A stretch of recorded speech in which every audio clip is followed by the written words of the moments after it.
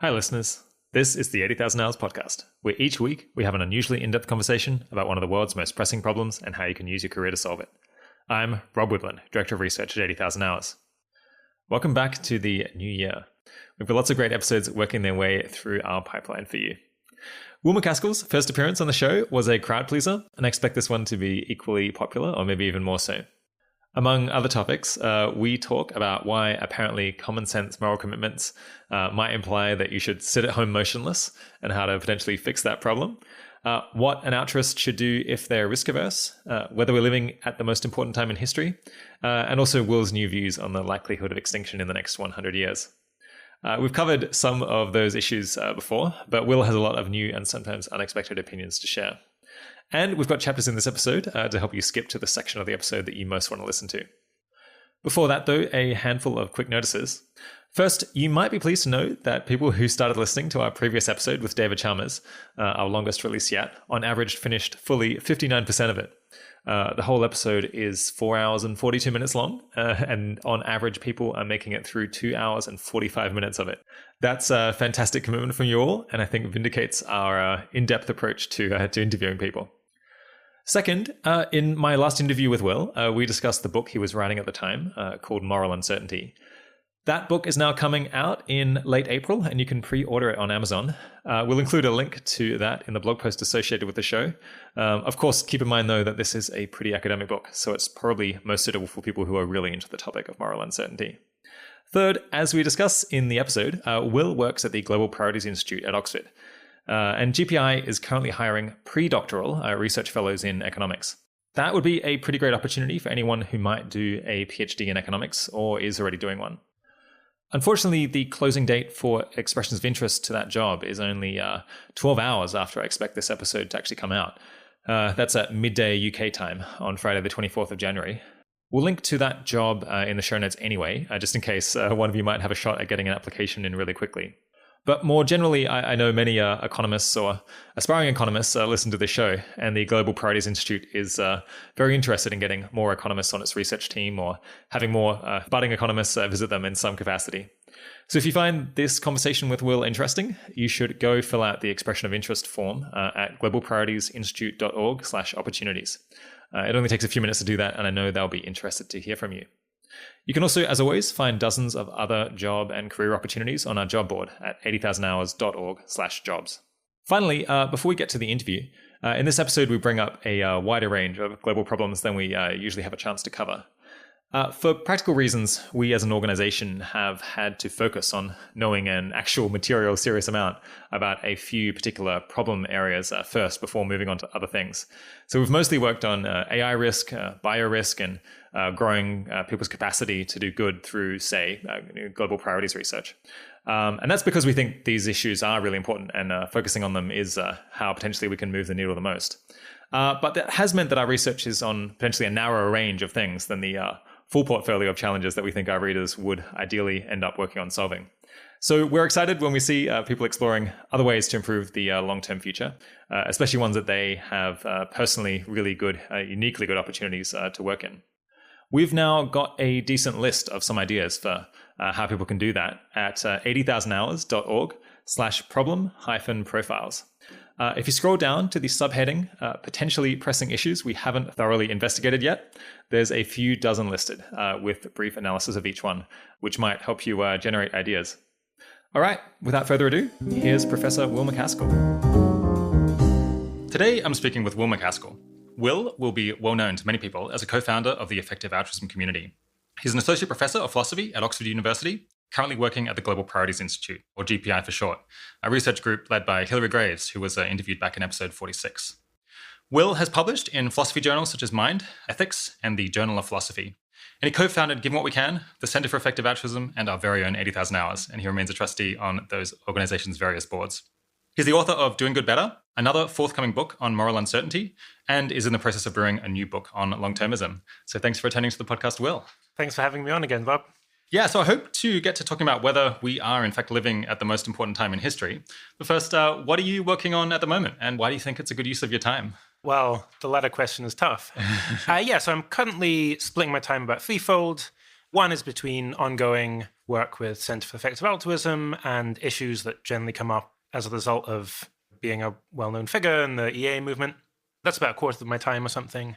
Another quarter of my time spent on Global Priorities Institute and helping ensure that goes well, helping with hiring, helping with strategy, and some academic research. And then the bulk of my time now, which I'm planning to scale up even more, is work on a forthcoming book. Tentatively, working title is What We Owe the Future, which is aiming to be both readable by a general audience, hopefully also something that could be cited academically, and really making the case for concern about future generations when combined with the premise that there are so many people in the future, the overwhelming importance of future generations, and then exploration of, well, what follows if you believe that. And so for that purpose, I've been on a speaking tour for the last few weeks, which has been super interesting. Speaking tour, talking about long-termism? Yeah, I've tried to create a presentation that's the core idea and core argument of the book in order that I can get tons of really granular feedback on how people respond to different ideas and what things I'm comfortable saying on stage. Sometimes I think I might believe something, but then do I believe it enough to tell a room full of people? Sometimes I feel like my mouth starts making the motions, but actually, I don't really believe it in my heart. And that's pretty interesting. So I've been quite scientific about it. Everyone in the audience gets a feedback form. They get to score how much they knew about the ideas beforehand, how convincing they found the talk. My key metric is of people who put 4 or less for the first question, which is how much they know, what proportion of them put 6 or 7 in terms of convincingness of the talk. Out of 7? Out of 7, yeah. And I've given a few different variants of the talk. So. Yeah, what fraction of people are you convincing, roughly? About 50%. Oh, wow. Yeah. And maybe the data's quite noisy, and so it's not like actually a scientific enterprise. Maybe I've got that up to 60% or something over the course of the period. In terms of the granular feedback, have you learned kind of any arguments that don't go down well or some that particularly do? Yeah, I feel like I've learned a ton, actually, and I'm still processing it. One big thing for sure is that many more people are willing to say future people just don't matter than I would expect. So in moral philosophy, the idea that when you're born or when your interests are affected is morally irrelevant, that's just absolutely bread and butter. No one would deny that. And so I think I just, would assume that too for the wider world, especially if I'm talking at campuses, a kind of lefty audience in general. Yeah. But no, actually significant, probably the most common objection I get. It's just future generations don't matter, full stop. Yeah. Or just why should I care? Yeah. And then the second thing that was most interesting is I was expecting a lot of pushback from the environmentalist side of things, where I do talk about the importance of climate change. I talk about the fact that species loss is another way of impacting the long-run future. But they're not the focus of the talk. The focus is on other kind of pivotal events that could happen over the coming 50 years. And I was expecting to get more pushback from people who are like, any moment you're not talking about climate change is attention taking away from the key issue of at the time. And certainly some people said that, but I think just the proportion of people on campuses who are, let's say kind of deep environmentalists is lower than I would have thought. Interesting. Yeah, that's maybe one of the most common pieces of feedback on the podcast we get in terms of like content or substance, is that we don't talk enough about climate change or don't think enough about environmentalism or deep ecology and things like that. Yeah. So yeah, I'm kind of surprised that maybe that's not the case. I suppose, was it one of the more common kind of substantive critiques? That would be... Yeah, it was still, because it was very spread the way people would object, it definitely came up. But I think just people were more happy with the fact that I was saying, yes, climate change is a super important issue. It's not the focus of this talk. And people were like actually quite open to other issues. Another little piece of evidence there, Bill McKibben, who's academic at Middlebury College, I think, and has many years been an environmental activist. He's got a recent book where it's funny, it's making almost exactly the same argument that I wanted to make, which I'm really happy about, but that we should be really concerned about genetic engineering of humans and artificial intelligence. Yeah. And he's saying back 30 years ago, when climate change was like just nascent, you could really, change the policy landscape. Things hadn't gotten entrenched or sclerotic, as you love to say it on the podcast. I've never heard the word sclerotic as much as... Personal favorite. Yeah. But now it's the case that for advances in biosciences and AI, we're in that situation at the moment. And so it was really great actually seeing someone who's this, long-time climate activist coming up with the same framing of things that I was thinking. Are there any arguments that have gone down better than you expected? I talk about the fact that future generations are disenfranchised in the world today. Yeah. They don't have a voice. They don't have a political representation. They can't bargain with us. Yeah. That goes down pretty well. This kind of reminds me of, I guess I've seen people try to write books by posting chapter by chapter on blogs, or I guess like posting their ideas on Twitter or Facebook and then getting feedback that way. So this is like an in-person way of doing that. Yeah, exactly. It's kind of the thing that my most thought of was, it's like the Y Combinator advice of talk to your users. Yeah. Where Anne and I ran a study on Positly, trying to get some general sense of how people react. But the sorts of people I'm wanting to talk to are people, undergraduate and graduate students on college campuses are pretty close to the target demographic. And so nothing really substitutes for being able to interact directly with those people and see what things go down well and which things don't. Do you worry that this could lead you to kind of pander to the median undergraduate student in a way that's maybe not as intellectually honest, or maybe appealing to maybe you just want to talk to the people who are most keen on this view rather than try to get the person who's kind of resistant to be okay with it? Oh, great. Well, it's interesting. I thought you were going to go a different way, which is there's definitely a tension I'm feeling, which is between the pull towards general audience and the pull towards kind of academic seriousness. And so I'm trying to get those at GPI somewhat invested in the book too, so that I have them pulling me on one side and then probably the publishers and so on are pulling me on the other side. Yeah. Then there's a question of, well, are you trying to make it just okay for everybody versus some people who really love it? I think I'm aware of that. So my key metric was proportion of people who love it. I would have actually gone for the key metric of just proportion of people who give it 7, but that was just too noisy. So 6 or 7. And turns out people at Cambridge just don't give extreme scores. I didn't get a single score that was above 6 or below 4. Interesting. From 100 people. Is that something with the grading? Because I know at Cambridge, right, they don't give it's very rare to get a score kind of above 85% or something. Maybe that's right. So I just thought we just don't use 7s. I just thought maybe it's British people versus Americans are more likely to. So you're doing this in America as well? Oh yeah, I did Stanford, Berkeley, Harvard, MIT, Yale, NYU, Princeton. Any big differences other than the scoring? Yeah, I think more driven by the nature of the local groups rather than by the universities. I was thinking maybe Americans are systematically different than Brits. Oh, okay. Yeah, I mean, obviously they are. Brits, especially on college campuses, where Brits are more academic. On average, obviously you get super academic people in US universities, but Oxford and Cambridge select only on the basis of academic potential, whereas there's more of a sense in the US of wanting well-rounded individuals. Don't get them. Don't get them in Britain. There's legacy students, there's athletes, there's and then people who are just future politicians, and that varies a bit by school. But then on the other hand, people in the US are more entrepreneurial. They're more kind of go-gettery, and it's I think the cultural difference is quite notable actually. So it seems like your life has changed a fair bit over the last few years. You used to kind of be more in doing organizational work, and now you're more on the academic track. Or that's right. Yeah, I think it's there's been 2 waves which I vacillated between, where I obviously started very much in the academic track. Then there was a period of several years of setting up Giving What We Can, 80,000 Hours, Center for Effective Altruism, where I was clearly much more on the setting up these nonprofits, operational side, then writing Doing Good Better, and finishing up my PhD. That was a long chunk when I was back in research mode. Yeah. And then at that point, I was moved back to then working closely with 80,000 Hours and then running Center for Effective Altruism. And now I finally, outside view doesn't believe this, but, I finally settled. Calling. Yeah, I mean, I think I extended the period when I was a graduate student. I think it made sense to be kind of riding 2 horses at once. I think I probably should have focused earlier than I did.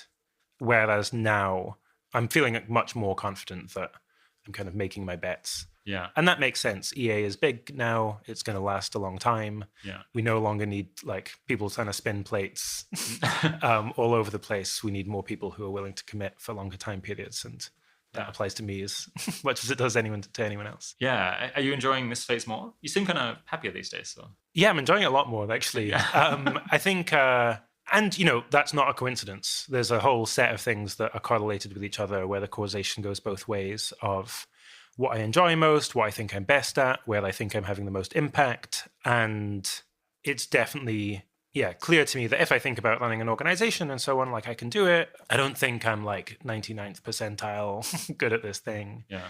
Whereas I think the thing that I'm best at and then end up enjoying most, and then also think that I get the most impact out of, is this kind of in between academia and the wider world, taking ideas, not necessarily being the 99th percentile kind of academic, not being Derek Parfit or something, but instead being able to crystallize those ideas, get to the core of them, and then transmit them more widely. Let's turn now to this paper that you've been working on, which I really enjoyed because it's got kind of a very cheeky angle. It's kind of maybe cornering people who I am inclined to disagree with already anyway. It's called the paralysis argument, and you've been writing it with your colleague, Andreas Mogensen. It has this, pretty fun conclusion. How would you describe it? Okay, well, I'll start off by, it's not even a thought experiment, just a question. So I know you don't drive, but suppose you have a car. Suppose that you have a day off and you're not sure whether to just stay home and watch Netflix or to do some shopping. And you think, well, suppose you go shopping and you drive to various different places in London and, buy various different things, come back over the course of the day. And my question is, how many people did you kill in the course of doing that? Well, I know the answer, but I guess the naive answer is no. The naive answer is nobody. And I'm not talking about, you could have spent your time making money that you could have donated. I'm not talking about your carbon emissions. Instead, what I'm talking about is the fact that over the course of that day, you have impacted traffic. You've slightly changed the schedules of thousands, maybe probably tens of thousands of people. And, on average, over the course of someone's life, which I think is 70,000 days, a person will have about a child. So if you've impacted 70,000 days, then statistically speaking, you've probably influenced the exact timing of a conception event. And what does that mean? Well, that actually means you've almost certainly changed who got born in that conception event. In a typical ejaculation, there are 200 million sperm. Things you learn on the show. I know. It's a little factoid that everyone can dine out on. Yeah, exactly. So if two people who are having sex and going to have a child, if the timing of that event changes ever so slightly, even by 0.1 of a second, almost certainly it's going to be a different sperm that fertilizes the egg, a different child is born. But now if you've got a different child that's born, they're going to impact all sorts of stuff, including loads of other reproductive events. And so that impact will filter out over time. And at some point, it's hard to assess exactly when, but at some point, let's say it's 100 years' time, basically everybody's a different person. But if you're having such a massive impact over the course of the future by driving to the shops, well, one thing that you're going to have done is changed when very many people die. So even just looking at automobile accidents, I think 1% to 2% of people in the world die in car crashes. And it's obviously very contingent when someone dies. So over the course of this next 100 years, when all these identities of people are becoming different as a result of your action to drive to the shops, that means that for loads of people who would have existed either way, they will die young. They will die in a car crash that they wouldn't have otherwise died in. And now, in expectation, exactly the same number of people will have been saved from car crashes and will die later than they would have otherwise done. And that's where the distinction between consequentialism and non-consequentialism comes in. So from a consequentialist perspective, if you've caused the early deaths of 1 million people and extended the lives by just the same amount of 1 million other people, well, that's just the same, washes out. So the consequentialist doesn't find anything troubling here. But the non-consequentialist endorses the following two claims. And I'm not saying all non-consequentialists do, but this is a paradigm non-consequentialist view. Endorses an acts-emissions distinction such that it's worse to cause harm than it is to allow harm to occur, and an asymmetry between benefits and harms, where it's more wrong to cause a certain amount of harm than it is right or good to cause a certain amount of benefit. And if you have those two claims, then you've got to conclude that these perhaps millions of people, certainly hundreds of thousands of people, who have died young as a result of what you've done, the fact that you've caused those deaths is worse than the corresponding amount of benefit from the fact that you've saved the same number of lives. And so, if you want to avoid causing huge amounts of harm that are not offset by the corresponding benefit, then you ought, in every instance where you might affect other reproductive events, you ought to just do nothing, do whatever is the omission. And in the paper, we don't take a stand on what counts as omitting. It could be the Jain practice of Salakana, where you sit motionless until you slowly starve to death, where the Jains were defending that view as the best way to live on the grounds of do no harm. It could also be just you act on every impulse, you go with the flow. But whatever this non-consequentialist view decides is an omission. Doesn't sound like a normal life. It's not going to be a normal life. Yeah, you're going to be extremely restricted in what you can do. Yeah, okay. So the basic reason that you're getting this result is that we're drawing an asymmetry, a distinction between creating benefits and causing harms. And so in as much as you're creating like lots of benefits and lots of harms, it just seems like everything's going to be forbidden, or like, yeah, I guess everything except unless you can find some neutral thing that you can do that doesn't cause benefits or harms in the relevant sense. Yeah, exactly. And so, yeah, for clarification for this kind of wider, this audience who probably is very familiar with utilitarian model reasoning, consequentialist model reasoning, it's a kind of wider project at Global Priorities Institute of thinking, well, how does long-termism look if you're taking alternative model views? And so this is kind of one example of, well, if we're reasoning seriously about the future and we're non-consequentialist in this paradigmatic way, what follows? Yeah. So that's kind of intuitive, but I guess I found the paper as I was trying to read it a little bit confusing. It's written for philosophers. It's kind of dense. It's definitely a philosopher's paper. Yeah. So there's, I guess, also this distinction between, harming people and benefiting them. And then there's also this thing between like harming people and allowing people to be harmed, which seems to be relevant. Do you want to explain why you end up talking quite a bit about that? So the key question, and if I was going to guess at what is the most promising strand for non-consequentialists to try and respond to this, is to say, well, yes, we think that in general there's a distinction between actions and omissions. So, for example, most people intuitively would say that if I saw you, Rob, drowning in a shallow pond and then walked on by, that would be very wrong, but it wouldn't be as wrong as if I strangled you right now. That's quite intuitive that there's a difference there. Yeah. But there's a question of, well, okay, what if I kill you via driving to the shops and then causing different reproductive events that then have this kind of long causal chain that results in your death? Is that still an action or is it an omission? There's definitely a sense in which it's an act. Intuitively, it kind of seems like an action, like I've acted. You moved. Yeah. I moved, I did this like positive thing of driving to the shops. I didn't know it was going to kill you. That's a distinction, but it still seems like a positive action. But perhaps the non-consequentialist can come up with some way of carving that distinction such that for these kind of very long-run, causally complex effects, they just count as omissions or something. Okay, so they would try to get out of it by saying, oh, you're not actually harming them, you're merely allowing them to be harmed because what you're doing wasn't an action in the relevant sense of like actively causing someone harm. That's right. And so that's going to get us out of this thing that like harming people is like not merely bad, but prohibited. And that's right. But then the question is, well, can you have an account of acts and omissions that satisfies that gives us that answer? And that's where it starts to get very in the weeds and technical because the existing accounts of acts and omissions, it gets quite complicated. There is one account that is kind of independently very influential, which is Bennett's account. On this account, supposing I make something happen, or I cause some event to happen, that is an action if the way you would explain that happening involves some bodily movement of mine that is a very small part of the overall space of all bodily movements I could have taken. Very intuitive. Really, I think that's what everyone meant all along. Yeah. I mean, I think it's actually kind of good. Yeah, all right. Okay. I guess at first blush it sounds a bit... At first pass, it's really complicated. Yeah, I always forget exactly how to state it too. So, okay, so we started out with this intuitive thing that it's like, if your actions cause harm, it's worse than if your actions cause benefit. And indeed, like actively harming people through your actions is probably prohibited. And then we've ended up with this kind of absurd conclusion that like any actions that you take are probably forbidden ethically. I guess one has to suspect that something's gone wrong here, right? Because the Oh, conclusion yeah. is so counterintuitive. So I suppose, as much as I love to kind of skewer deontologists and like find ways that their views are incoherent, you'd have to guess that you'd have to hope that there's probably some solution here. There's some way that I could patch the view that saves them. Maybe do you want to like discuss the various different attempts that one could make?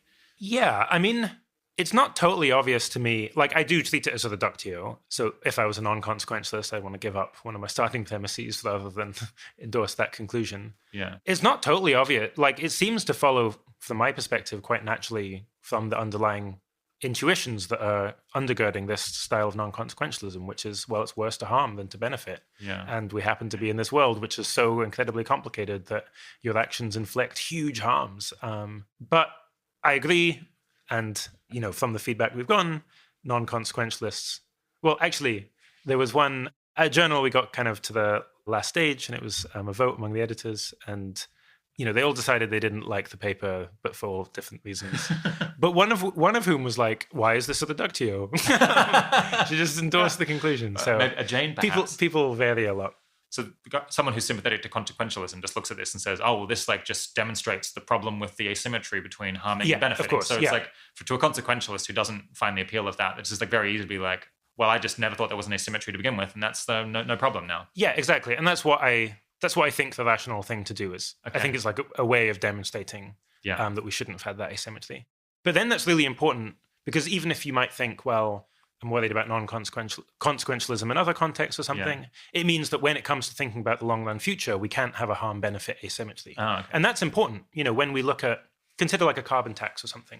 Yeah, what level of carbon emissions should we try to get to?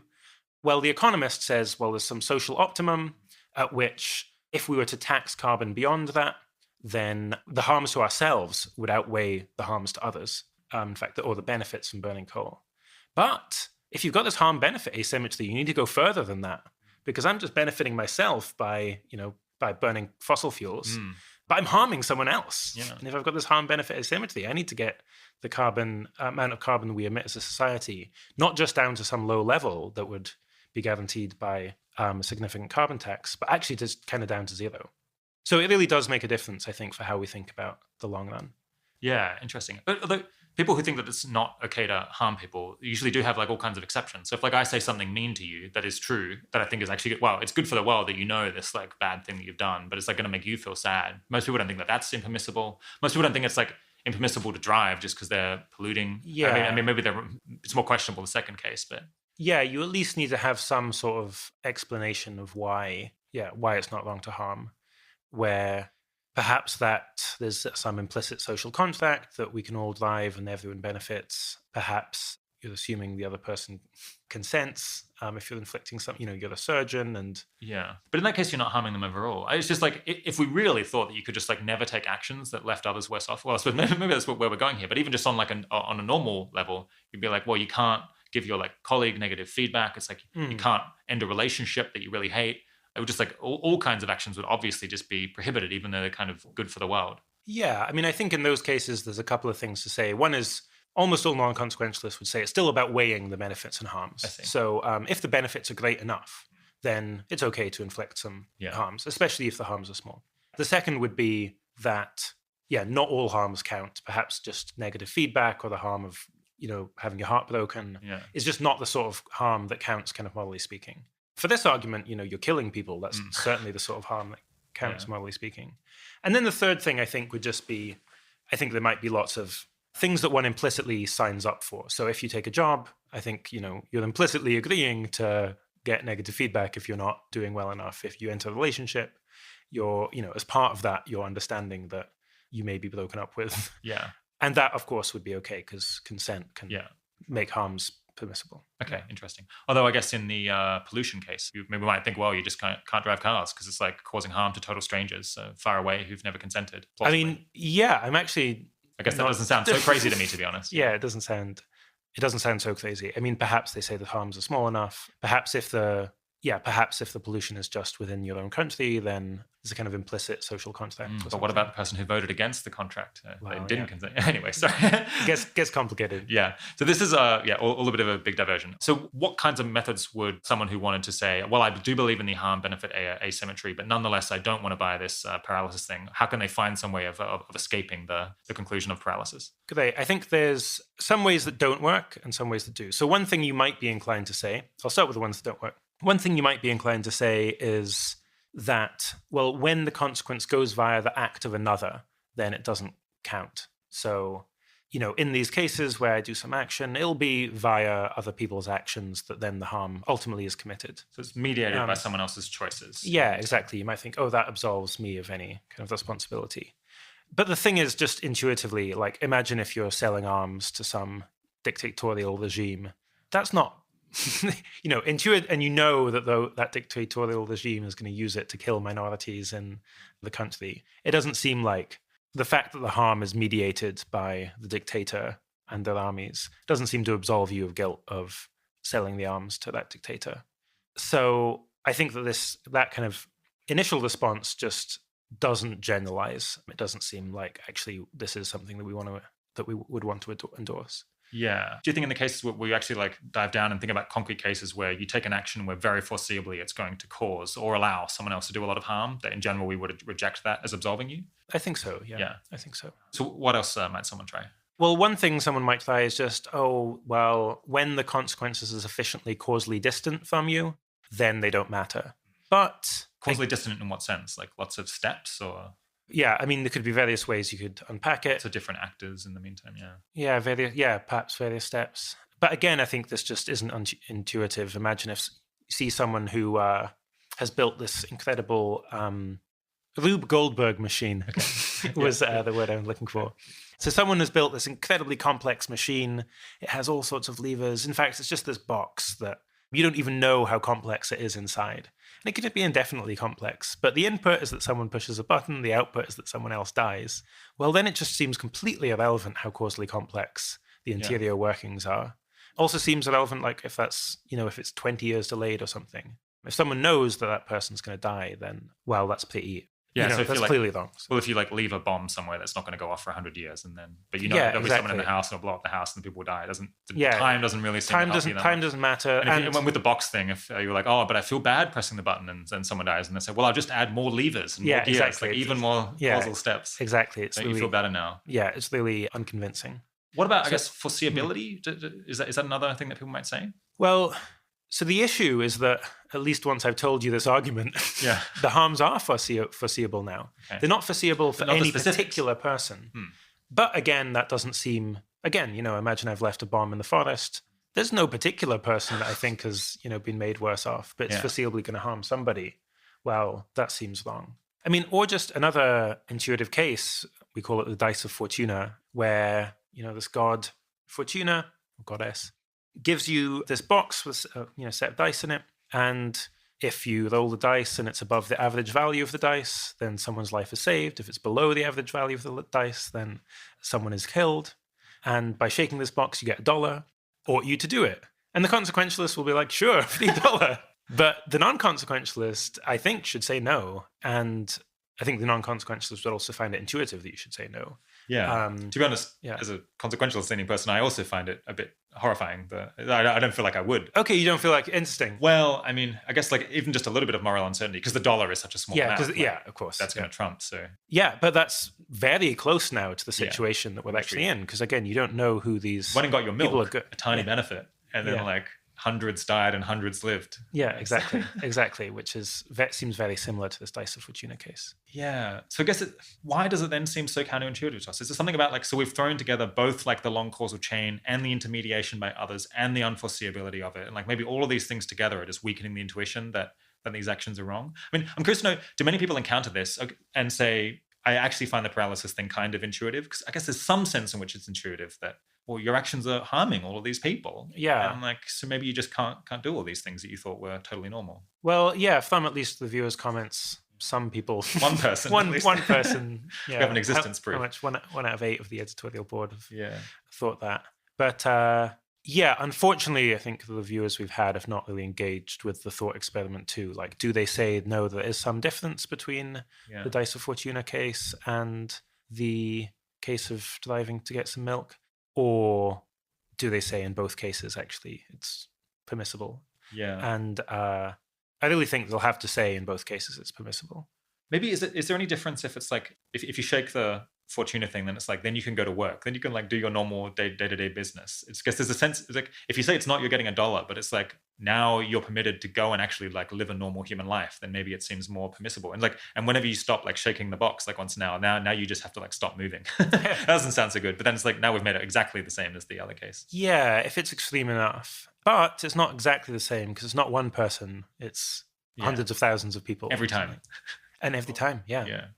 Perhaps you might think, well, there's some things that morality can't require of you. So you might have the view, again, as a non-consequentialist, that morality just can never require you to sacrifice your life, no matter how great the stakes. Yeah. Okay, fine. But we were just talking about you doing the groceries.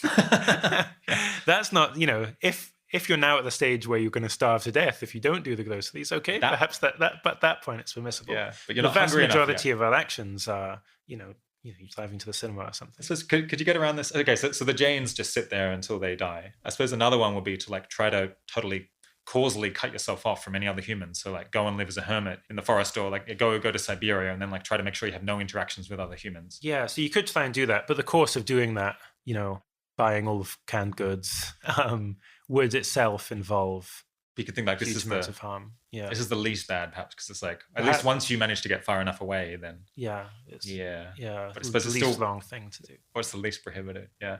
Anyway, okay, so I think there's at least one more attempted solution here, which is maybe the one that I found the most intuitively appealing, which is that it's Pareto acceptable to everyone ahead of time that you go to the shops. Yeah, because it's like everyone, like if you could survey everyone on Earth and they said, well, do you personally prefer that the person not goes to the shops? Because it's like unforeseeable who's going to be benefited and who's going to be harmed. They would consent to it if you could ask them, or it's they don't see themselves as being worse off because of it. Yeah. Do you want to explain this one a bit more? Yeah. So I thought you explained it quite well. So in economics and philosophy, a Pareto improvement is where some people are made better off by election and no one is made worse off. An ex-ante Pareto improvement is where there's going to be some gamble. So perhaps everyone enters a lottery where it costs $1, but you've got a 50-50 chance of getting $10. Now, if 10 people enter that lottery, it's ex-ante Pareto improvement because everyone prefers that lottery to no lottery. But it does make some people worse off and some people better off, ex post. And when I drive to the shops, absolutely, everybody I affect, if I could ask them, do you care if I drive to the shops or not? Before they know what's going to happen, they would say, no, I'm indifferent because it's as likely that you will bring forward my death as you will postpone my death. So I'm just indifferent. So I'm indifferent for most people. And then you get a small benefit. You get the benefit of whatever you bought at the shops. So this is better for some people and worse for none. And I think this could be a way out. But it is itself going back on, it takes you quite a long step towards consequentialism is the key thing, where now we've said if you cause harm, but it wasn't foreseeable that like a specific person ahead of time was going to be harmed and would have like told you not to do it, then it's okay. Yeah, well, let's just consider some thought experiments. So suppose that the government is like, well, there's just this organ shortage. People are dying because they don't have kidneys. So what we're going to do is hold a lottery and people will be selected at random. They'll be killed. Their organs will be transplanted to save the lives of 5 other people. That's better from everyone's perspective. Extends everyone's life. I'm with you. Bob's signed up already. But most people are not. But intuitively, from a non-consequential perspective, intuitively that's wrong. It's impermissible. And in fact, going a little bit deeper, there's a theorem by John Harsanyi, his aggregation theorem, which is that if everyone's well-being is structured in a way that satisfies some pretty uncontroversial axioms, and the way you aggregate satisfies ex-ante Pareto, then you end up with utilitarianism. And so if you endorse ex-ante Pareto as a non-consequentialist, you're not going to go all the way to consequentialism or utilitarianism, but you're going to get much, much closer, I think. Yeah. And so, yes, this is a way out, but it is undermining a significant other commitment that the kind of paradigm non-consequentialist won't want to hold on to. Yeah. So this just reminded me, I think a couple of years ago, we were laughing at economists because so economists are obsessed, at least in some strands of thought, with Pareto improvements. And like things aren't good unless they're Pareto improvements. Yeah. Which is basically, So everyone has to be either indifferent or better off from some policy change or some piece of behavior. But this is actually really stupid. It sounds good maybe at first blush, but in fact, it just means that basically no policy change is acceptable because like every policy change, whether it's like raising interest rates, decreasing interest rates, keeping interest rates the same, raising taxes, lowering them, there's going to be like some person who's going to be worse off and would say that it's no good. So it basically means that like every policy change you could have and indeed keeping the policy the same is like is impermissible. And indeed, like even going out and buying things is no good because there'll be like the other people who would have wanted to buy the thing and you drove up the price. They are worse off predictably ahead of time ex ante. So it's there's like no economic actions you can take that actually is, or very few that would actually be Pareto improvements. Yeah. So there's this like funny obsession with that and then totally forgetting about it in the actual application. Yeah, absolutely. I never really understood the economist fixation with this. I mean, it's definitely, if you've got some distribution of well-being, then if there's any Pareto improvement, take it. That's always great. Yeah. But it's just almost, it just almost never applies. But it is one of these things where it means you don't need to make comparisons of well-being between people, because if it's good for some people, not worse for anyone else, then you know that it's a good thing to do.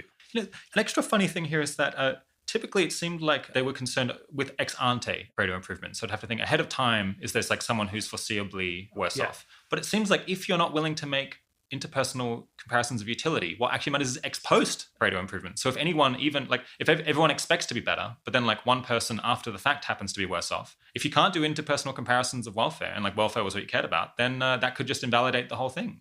So each person expects to have their welfare go up. Yeah. But then one person, so we're playing some kind of lottery here where it's like either your like welfare goes up 10 or it goes down with like 90% probability or it goes down 1 with like 10% probability. So everyone's like in on this gamble ahead of time because it raises their expected utility.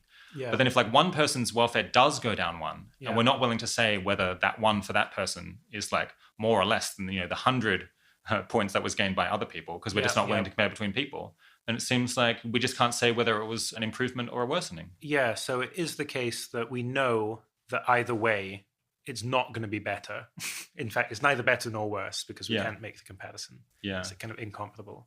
So it's kind of strange where you're saying, yes, we should do action A over action B, even though I know that whatever happens, for certain, action A is not going to be better than action B. Yeah. Nor is it going to be worse, nor is it going to be equally good. Yeah. So yeah, really, actually, it does seem like they're blurring together the argument for ex post Pareto, where I do have an ordering. I can say that some outcome is better than some other outcome, with a different view, which might be something like presumed consent, where if it's ex ante Pareto improvement, you can appeal to the fact that, well, everyone would want it.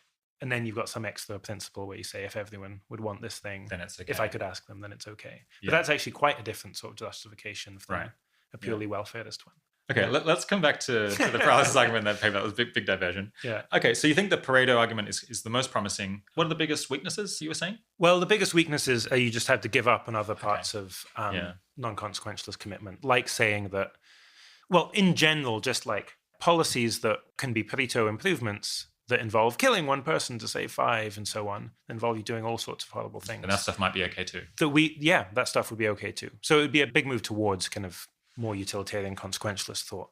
So it seems like another angle that you thought people might make would be to try to play with the action-omission distinction here, to claim that like actually doing things, in fact, these are like not actions. Is that right? Right. Yeah, so you could try and develop an account of the emissions distinction where there are it's a huge industry of different accounts, such that all of these different like long-run consequences you have are kind of emissions rather than actions.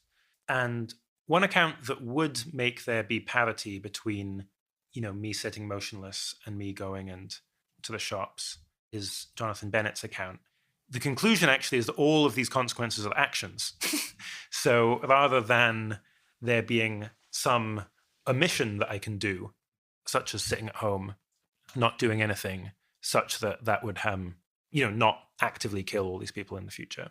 Instead, It would be saying, well, that itself is an action. Well, that seems right. Yeah. Well, it's tempting to say, well, just staying at home, that's an action too that like has benefited and harmed people. And the mere fact that you were like still doesn't really get you off the hook. So in fact, like everything is prohibited. There's no like one privileged thing that's an inaction. And so like maybe it all just cancels out.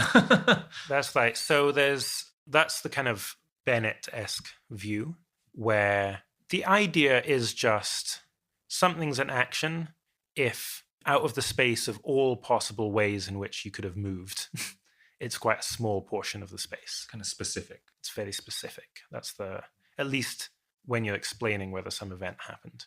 Isn't any action going to be also like a very narrow range out of all of the things that you could do, like including sitting still? Well, that's why you need this like explanation of an event. So let's say if you're... The simplest way of explaining the action is one that says you did this specific thing rather than you didn't do some other thing. Yeah, the simplest way of explaining why the event happened. So if you're in this shallow pond and you're drowning, what are all the things I could do that would still result in you drowning? Well, I could dance. I could give you the finger. I could, I could just walk away. There's like tons of actions that would still result in that consequence. I see. Whereas if it's strangling you, there's like a very narrow range of actions that would result in that consequence. Suddenly getting up and dancing would stop the strangling, or like almost any other action would prevent me from being strangled. Yeah, exactly. Yeah. Okay. And so, on this view, it is the case that now all your actions are causing huge amounts of harm. So you're actually in this kind of moral dilemma. Everything you do is, in some sense, very wrong. But perhaps the non-consequentialist can say, well, but that still doesn't mean that you should engage in paralysis. Perhaps you should just, do the best thing. But because they're just, they've still got the same ranking between actions, even if all of those actions are inflicting huge amounts of harm. I mean, I do think the more natural thing to say would be just like everything's wrong then. Okay, yeah. You're in a moral dilemma. Well, yeah, would any of them say everything is prohibited, but some things still have better consequences? And so, but then I suppose they're just back at consequentialism. Well, you could be a non-consequentialist and just deny the possibility of moral dilemmas. So you could just say, it's never the case that all your actions are wrong. There has to be at least one action that's the best you could do in the situation you were given. See. So, it's like Sophie's choice. You can either kill one child or your other child or both children. She's saying, so there's degrees of prohibition perhaps, and then like some things will be less prohibited than others. And so that's the thing that you should do. Yeah, or at least in any situation, if you do the least wrong thing, that's permissible. Fine, I see. Yeah. Okay. So that could be a way out. Although then that might leave you with like a very narrow range of things that are permissible. If you're like, well, only the thing that's least prohibited is permissible. It's like, it's removing this like maybe nice, appealing aspect of deontology in the first place. Exactly. It gives you like a greater freedom of action. You're not just obliged to do one single thing. Yeah, perhaps you have to be an altruist or something. Yeah, interesting. But then the second thing is that this account, Bennett's account, is normally criticized precisely because it makes inaction or being motionless too much like an action. Yeah, you've got this nice example where that loses its appeal. Yeah, exactly. So imagine, someone is just lying on a bed and daydreaming disinterestedly, and if just a little bit of dust kind of falls in this electrical circuit, it will set off some gadget that will kill somebody. But they just keep lying there. On Bennett's account, it would say, oh, that person, he killed. He killed the person who was killed by the gadget. But because the lying there was such a narrow range. Yeah, because if they'd done any action, it would have changed the air currents and would have resulted in the dust not landing on the electrical circuit and the person wouldn't have been killed. But most people intuitively think, oh no, that is an inaction. That is doing an omission. And certainly intuitively as well, it seems, if I'm just staying home all day, there is something intuitive there where I'm acting less than if I'm like going out into the world and like making all these changes. Yeah, I got to say, in that case, I do feel like the person who's just like lying still and allowing the dust to fall is like equally culpable as if they'd like killed them. But maybe I'm just like the kind of person who's inclined to say that. That's not how most people would react. Yeah, I think it depends a bunch on whether like, are they straining to like, okay. Are they just doing it because this is like, they're not even thinking about it very much, or are they like really trying? So like intention, whether what someone's intending to do, I think affects what our judgments are in these cases too. So I remember on the episode with Ophir Reich, we were both saying that we like didn't really see any intuitive appeal about the like act omission distinction. We weren't like really sure that there was a meaningful distinction. I guess they're saying there's this whole cottage industry of trying to make sense of act and omission, or like what the hell is an act? Like, absolutely. How can something not be an act? That's so weird. Like even sitting still, isn't that an act? Exactly. Yeah. When you have like so many papers trying to rescue this concept, you do have to wonder like maybe this concept actually doesn't make any sense. Well, I mean that's it's an argument that's been made which is just, well, try and analyze this. If you can, then, well, yeah, at best, you get something that's like this really kludgy looking, like really complex principle in a way that maybe you might be skeptical that it's really a fundamental principle of morality. Yeah. So I've got this idea of like acting to harm people is bad. And then we're going to like have to create this big structure of what is an action, which is, I guess, explaining it as like some very narrow set of all of the actions that you could have taken, all of the movements that you could have done. Does that carry the intuition for many people that that is what they meant by an action? And they really do think that whether something was like a narrow part of all of your space of options or not was the key to whether something was like a harm or... Yeah, so I think I'm worried that this is incorrect, but I think it's the case that Bennett, who creates this distinction, and I think it's reasonably good as a analysis, then has the view, well, if it's this, then obviously that's not morally important. Okay. All right. So actually does have the conclusion like, oh, now we've analyzed it, we see that this just doesn't make much sense. There's other things that are important, like, whether you intended to kill someone, that's important for punishment and so on, because I want to punish people who intend to kill others, but if it was an accident. And whether you intend to kill someone, well, good evidence for that is, did you take a particular course of action that is a very narrow set of actions from the space of all possible behaviors you could have engaged in? Yeah, it seems like we should be able to contrive an example where it's like half of all of your actions would cause someone to die. And so it's not that narrow a set. And so in that case, you'd say, well, that wasn't an action, even though it's like something that's very foreseeable and you should just like not allow it to happen. Well, there's a famous case of an uncle who wants to kill their baby nephew, because they'll get an inheritance by doing so. And two variants of the case. In the first case, the uncle comes in and drowns the baby. In the second case, the uncle comes in, sees that the child has already actually slipped and is drowning, and just waits over the child with their kind of hand, ready in case the child like stops drowning, but then doesn't need to, in fact, when the child drowns. Yeah. And most people tend to think intuitively there's just no difference there. And that's another way of putting pressure on the idea that maybe the acts omissions distinction isn't actually the important thing here. Yeah, interesting. I think there's, one final way out for the non-consequentialist, which is that if your actions are doing enough good, where that might well be the case if you're aiming to benefit the very long run future, then plausibly that is permissible. So it might be that your options boil down to sitting at home or doing as little as possible, or instead going and trying to, make the long run future go as well as possible. Because then you're doing so much good as to offset the prohibition. Or the That's paralysis. right. So, on the one side of the ledger, now I'm not driving just to get some milk, I'm driving to do some important altruistic thing. So negative is that you've, killed hundreds of thousands of people. The benefit is you've also saved hundreds of thousands of people. Yeah. And it's also you've not intended to kill those people. So it's not a classic case of harm like, literally killing one person to save 5 others, or, murdering someone you don't like. And so there's, all the offsetting people that you've saved, and also potentially this astronomical amount of value or an astronomical amount of good that you're doing by engaging in long-termist activities. How very convenient. It's almost as if you were trying to aim to convince people of this all along. Well, I don't know what you're talking about. But I actually think that probably the non-consequentialist should either just take it as a challenge where they need to alter their account of acts and omissions, or perhaps be willing to go one step in the direction of consequentialism and accept ex ante perito. Okay, yeah, makes sense. It seems kind of whenever in moral theories you try to create kind of asymmetries or like non-linearities, then you're at like risk of someone like pointing out this like odd case where that like produces super and counterintuitive conclusions. Do you think it's like a general thing? Yeah, absolutely. I mean, it's quite striking in moral philosophy, how many people who are consequentialists are classical utilitarians, which in a sense is a very narrow range within consequentialism. And I think the underlying explanation is that for people who, as a matter of methodology, are sympathetic to the idea that, theories should be simple, but that means prefer, linearities rather than asymmetries, and prefer kind of continuities rather than discontinuities. That same principle over and over again ends up leading you on a variety of issues to classical utilitarianism. Yeah, interesting. Why classical? Or why focused on hedons rather than something else?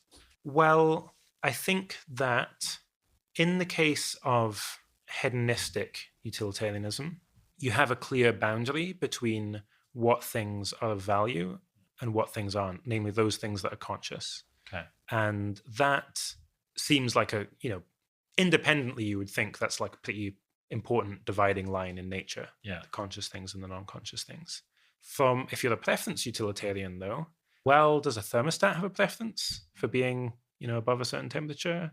What about a worm, a beetle? Where do you draw the line there? It's like very unclear. Similarly, if you're objective list theorist, so you think flourishing and, knowledge. Does a plant have knowledge? Like it can flourish, it has health. Why does that not count? And normally it's the case that you're inclined to say, oh, well, only those entities that are conscious.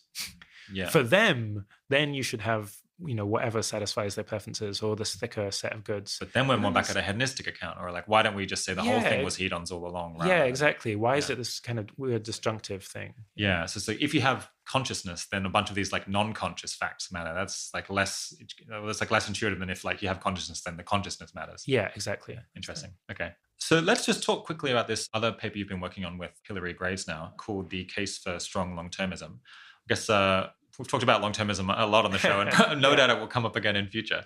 So maybe we probably don't want to be rehearsing all these arguments again, or our listeners will start falling asleep. But it says, is there anything new in this paper that people should maybe consider like reading it to learn? Yeah. So I think the paper, if you're already sympathetic to longtermism, where we distinguish longtermism in the sense of just being particularly concerned about ensuring the long-term future goes well. That's analogous with like environmentalism is the idea of being particularly concerned about the environment, liberalism being particularly concerned with liberty. Strong long-termism is the stronger claim that the most important part of our action is the long-run consequences of those actions. And the core aim of the paper is just being very rigorous in the statement of that and in the defense of it. And so for people who are already very sympathetic to this idea, I don't think there's going to be anything kind of novel or striking in it. The key target is just, what are the various ways in which you could depart from, a standard utilitarian or consequentialist view that you might think would cause you to reject long-termism, strong long-termism. And we go through various objections one might have and argue that they're not successful. Okay. Yeah, are there any kind of new counter-arguments in there to long-termism? I think there's an important distinction between, what philosophers would call axiological long-termism and deontic long-termism, where is long-termism a claim about goodness, about what the best thing to do is, or is it a claim about what you ought to do, what's right and wrong? So if you're a consequentialist, those two things are the same. That's, in fact, definition of consequentialism is that what's best is what's right. Yeah, okay. Oh, no wonder this distinction has never seemed that interesting. Okay, yeah. But, you might think... something could be good, but not required. Or yeah, so, perhaps it's wrong for me to kill you to save 5, but I might still hope that you get hit by an asteroid and 5 are saved. Okay. Because that would be it's better for 5 people to live than 1 person to live. It's still wrong to kill 1 person to save 5. So axiology is about what things are good, and axiology, and the deontology thing is about the rightness of actions. Yeah, normative theory or deontic theory. Okay. Yeah. And you distinguish between. So what's the two different long-termist things? So here? Just axiological strong long-termism and deontic strong long-termism. And one of them again, it's just about consequences versus what actions are right. Yeah, exactly. All right, so we'll stick up a link to that paper for anyone who wants to read it. Let's move on to another feistier paper that you've been working on with, in this case, both the previous co-authors, Hilary Graves and Andreas Magensen, called Longtermism for Risk-Aversion Altruists, which I guess is in this long list of papers you're writing, which just make me feel like I was right all along. It's these incredibly elaborate things that you're going through to just make me feel very smug about how I was on the ball early enough. We've really not been aiming to just write a lot of papers that are defending long-termism. It's meant to be, we all know especially the total utilitarian case for long-termism, what happens if you modify some of these premises. And in some cases, you might think, this really does make a difference. So risk aversion is one case. I think it's quite intuitive, or certainly something people say, where let's say you're deciding between funding some existential risk reduction intervention or funding some global health program. And you might think, I know that I can do some amount of good when funding the global health program. Whereas this existential risk thing seems very uncertain. Maybe, yes, you might acknowledge, you think if you were successful, the consequences would be like really, really big and it'd be really great. But it's just so unlikely that, I want to have a safe bet and I'm risk averse. Yeah, I got this exact objection in an interview a couple of months ago. And it's like, I mean, I tried to explain why it was wrong, but it's like, it's not super easy in words. No, I mean, the paper itself, even though it was, the core of the paper came from me, I got asked about it at Cambridge. And I was trying to explain it, and I had to say, yeah, sorry, you're just going to have to look it up because I've forgotten myself. So it actually does get, quite tricky quite quickly. So okay, so kind of the setup here is that there's some people doing something that seems like very reliable and safe, like distributing malaria nets. And you've got these other people trying to like prevent nuclear war. Yeah. And there's this sense that in which isn't it such a risky thing to do with your career to try to prevent nuclear war? Because you're almost guaranteed not to succeed, whereas you'll distribute the bed nets and some lives will be saved. Yeah. Because on the other hand, you can flip it around and say, well, there's this other intuition that if you're like risk averse, well, shouldn't you be reducing big risks? And then so we got this like bit of a tension in intuitions. And I guess here you try to like, define more rigorously risk averse about what, and then like, what does that actually lead to? Terrific. And so the first thing to distinguish is what I care about myself making a difference? Or is what I care about that good things happen? So if what I care about is myself making a difference, then absolutely. Absolutely standard account of that risk aversion would say that you prefer the guarantee of saving one life. Let's say it's a 1% chance of saving 110 lives from the nuclear war example. Obviously, it's smaller probability of a larger amount of good. Yeah. However, as an altruist, should you care about that you make the difference? And no, I think it's like, hundreds must die so that I can know that I made a difference. It's kind of the classic donor-focused altruism. Yeah, exactly. And I mean, it's quite antithetical to what effective altruism is about. I mean, in a previous, I think in Doing Good Better, I mentioned an example of, a paramedic is coming to save someone's life, they're choking or something, they need CPR, and you push them out of the way, and you start making the difference yourself. Yeah. So, I mean, in order to make this clearer, just imagine you're just going to learn about one of two scenarios. In the first scenario, some existential risk happens, but you save dozens of lives yourself. In the second scenario, no existential risk happens, and you don't do any good yourself. And you're just going to find out which of those two things are true. Which should you hope is the case? Well, obviously, you should hope no existential risk and you not doing anything is the thing that happens. But if that's what your preferences are, then your preferences aren't about you yourself making the difference. In fact, what you actually care about is just good stuff happening. The world goes well. Exactly. Yeah. Although, I mean, you might say there's some trade-off where it's like people would be willing to accept a somewhat worse world in order to like have had a bigger impact themselves. I mean, maybe people might concede that they have some like selfish desire to like be able to reflect on their own life and feel proud about what they did, even if the world is worse. Okay, great. Yeah. So it could be that, you've got what we might call impure altruism. So if in part what's driving me is a meaningful life or something, and maybe that's tied to how much good I actually do, and there's diminishing returns to the meaning I get from doing more good. So a life where I've saved 10 lives is perhaps just as meaningful as a life where I've saved 100 lives, or very almost as much.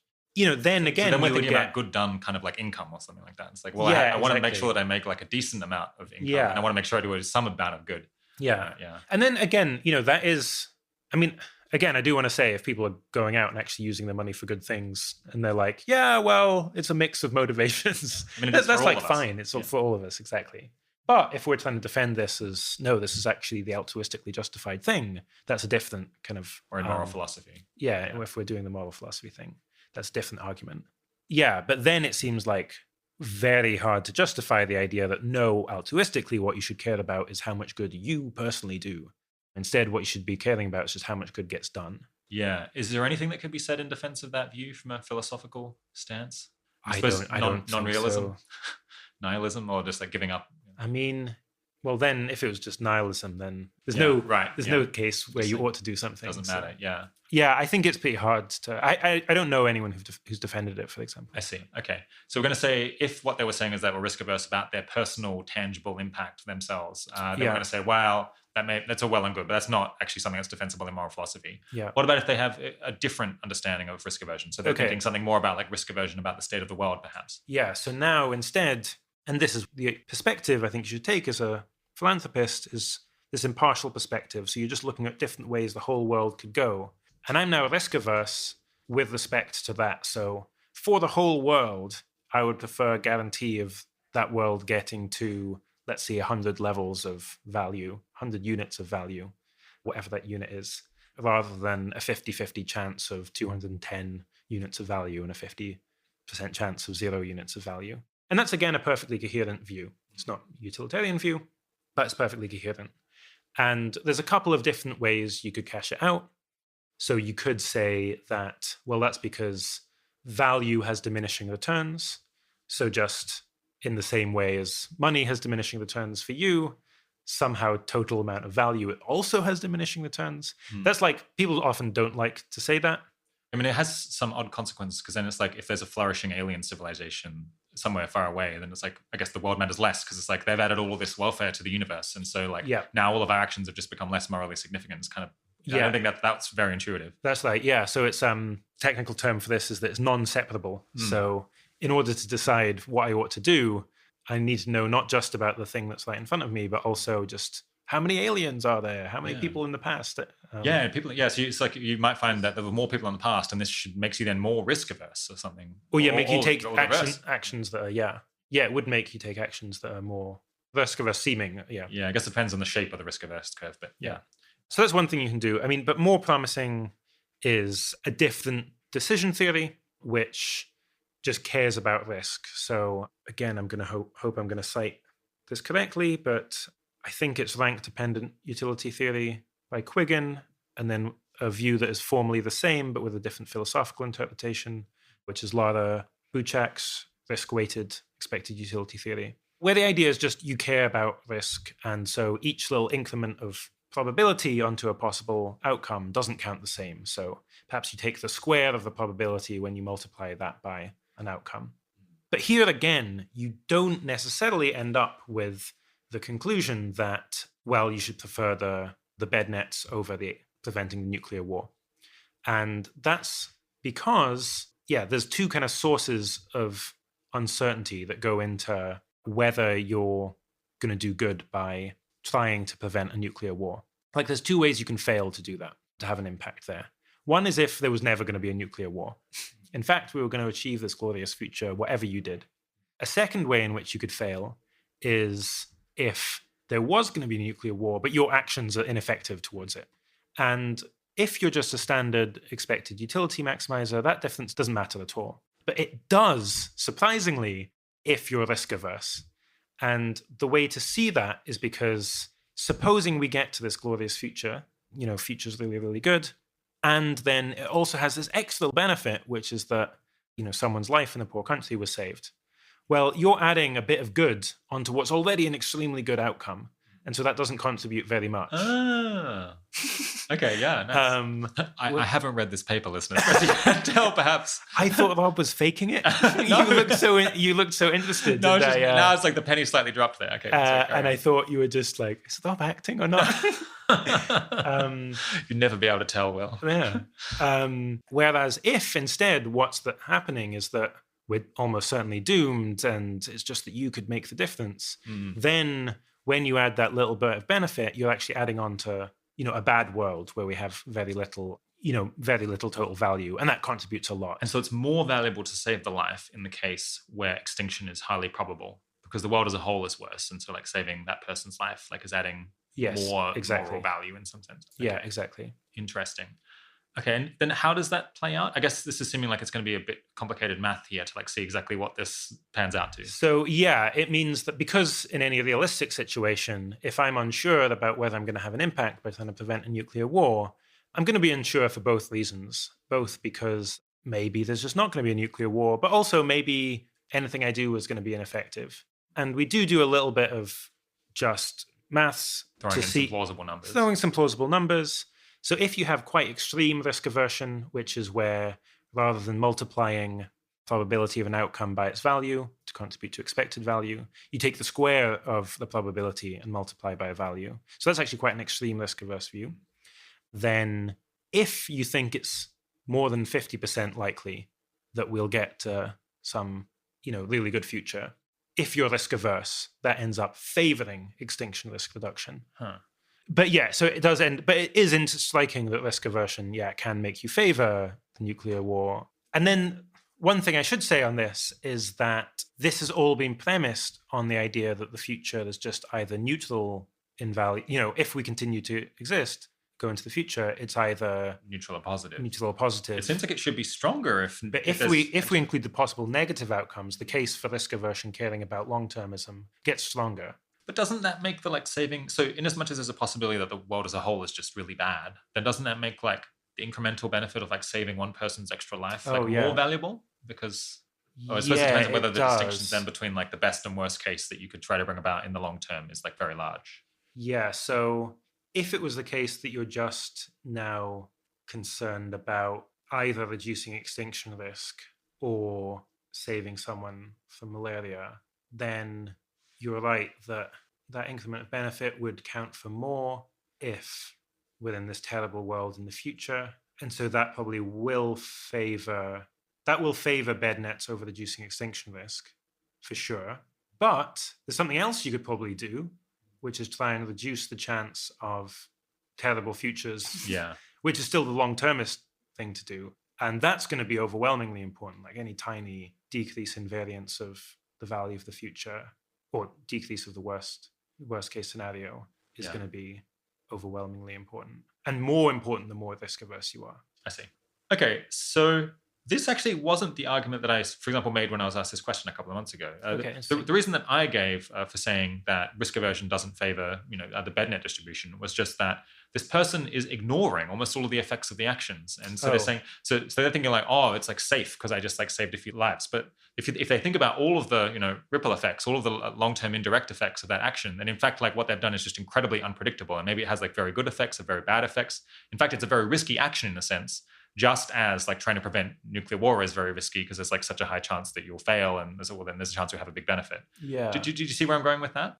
So I think when I heard you say that, I remember thinking it was just this, the argument or response that I would also make. But I think it's a different issue. So because the nuclear, trying to reduce nuclear war also has all of these long run unpredictable effects. Yeah. So they both are risky in that sense. Something, it's whether they create good or bad outcomes for both of them is extremely hard to foresee, and there's a huge distribution, and so they're both very risky. And it's not the case that one is less risky in that sense than the other, and so that kind of cancels out. So just go for highest expected value. Well, I was saying they're both very risky, but I think you can still say that.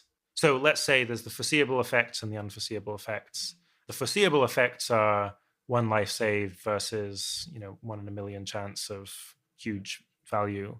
And then you can say, well, there's a certain amount of riskiness that comes from the unforeseeable effects.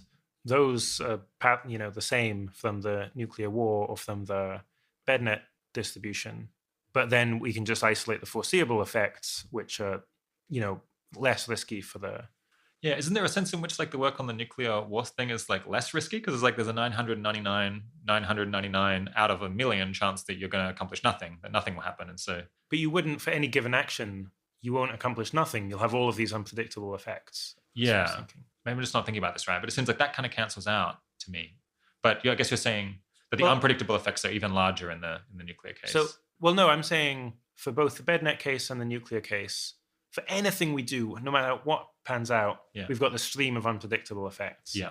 And let's say we don't have any reason for thinking that they're going to be more or higher variance unpredictable effects in bed nets than nuclear. So in all cases, we have this stream of unpredictable effects.